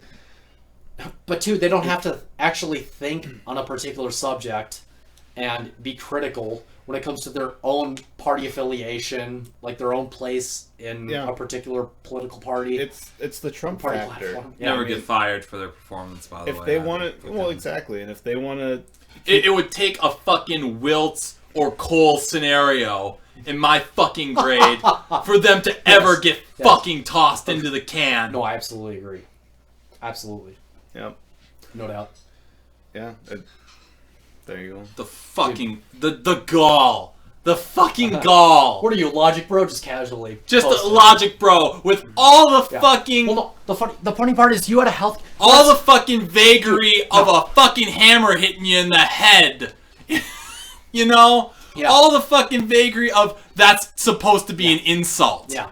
That's supposed to be an insult Yes. thrown against you. Trump could cure cancer and they would still fucking hate him. But anyways, but another status you made was great. It was about the cost of healthcare.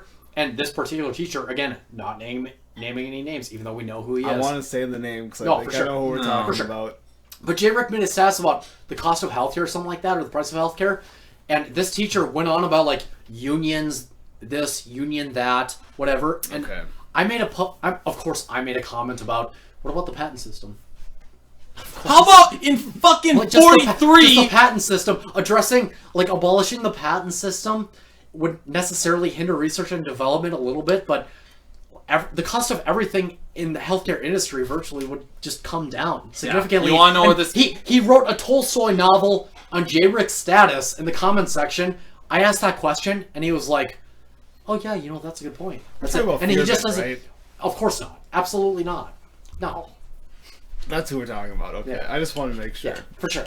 And sounds like- so he had all the time I'm in the not world confirm or deny. to write Anybody can a go. fucking Anybody can go out and find it. yes. I haven't he had, deleted he had shit. all the time in the world to write a Leo fucking Tolstoy novel on J. Rook's status, and then I made a few valid points about the patent system, obviously, which never gets talked about by the left, I saw this. Yeah. leftist idiots, right?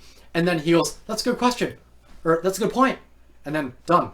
Yeah. I'm like, "Do you have anything else to add? Was anything I stated about like the unethical nature of the patent system and how it hinders the betterment of mankind. Again, this is Do you have where, anything to add to that? And it's just nothing. This is where I lose my lens. Again, this would really fucking help me mellow out a lot more if I could just continuously look through the lens that my father presented to me, that 7 out of 10 people, no matter where they're stationed at in society, no matter where they are just fucking morons, are just stupid, are just utter imbeciles.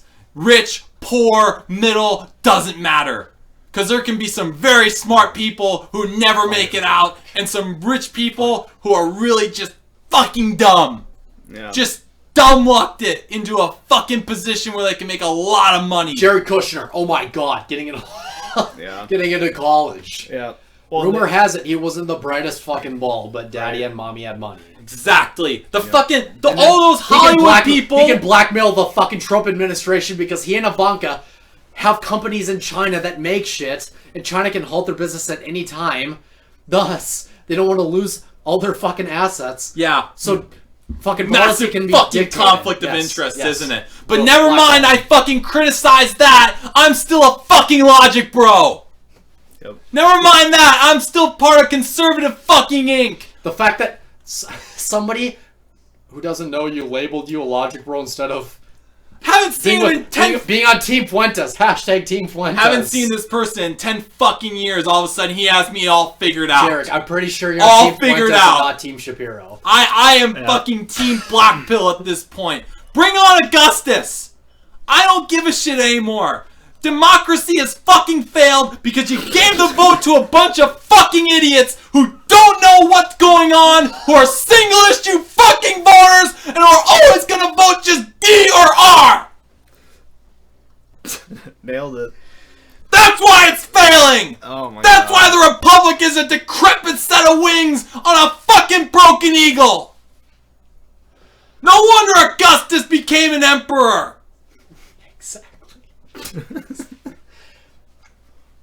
We could talk about Elon for like 5 minutes. You go ahead. Like, Oh let's my just God. okay. Long story short. Jesus So Christ. Elon wants to ramp up for. Let's just segue into Elon real quick. Probably a good idea. We go Are from we Augustus hungry? to Elon. Perfect. I'm Okay.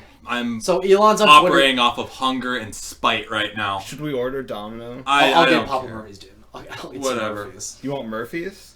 Too much garlic and Domino's, man. But I'll go Domino's, dude. What do you want to do? I was just saying I'm we down could for the sit D. here and I could order it. I could clip this out, but Whichever one gets rewards. it doesn't matter. All right. Domino's has All rewards. right, you decide. but- Your basement, you decide. It's just fucking incredible to me. Just Okay. having it Okay. all fucking So come we're gonna out. we're Now, trying to make this as concise as possible. Yeah, God Emperor Elon. I know. I understand. All right. Probably one of the 3 of 10. Probably one of the lower percentage of individuals who. Oh, TV's about to turn off. Who are actually among smart individuals who made their money that way. Who fucking made it. Fantastic. Thank God. Why not fucking more of those people Yes. who are able to not only have careers outside of politics where they don't fucking have to rely on just being elected into office over and over. Talented fucking people running the country instead of supposed talented bureaucrats who never fucking contributed anything. Exactly. It's You just cut like- out the middleman. it's just You have like a smart Elon person. said. They want shit done. What is fucking Kamala Harris's credentials for being a fucking senator? She fucked. worked. She fucked her boss Willie Brown. Got promotions on that haven't been. Well, she didn't. She's a fucking city worker. Willie Brown. She's a city and Willie state Brown put her worker. on commissions that she didn't need to get elected for, and then she became like district attorney or attorney general of San Francisco.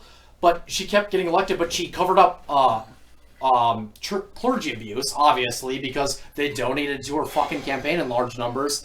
But anyways, regarding God Emperor Musk, okay, Alameda County, okay, Elon wants to ramp up production at the Tesla factory in Fremont. He wants to get things rolling again. A health inspector, probably some fat fuck, was like, actually, I think that's not a good idea. You should be able to, you need to go through the proper process. So then Elon starts tweeting, says, fuck you, I'm getting a legal team together from Tesla. I'm suing you, and we might move to our HQ to fucking Texas or Nevada, where there aren't as many regulations and as much red tape, Last and car we're going to producer cut in costs. California, by the way. And it's the last car maker in California, and he says we're going to move our HQ there. That's done.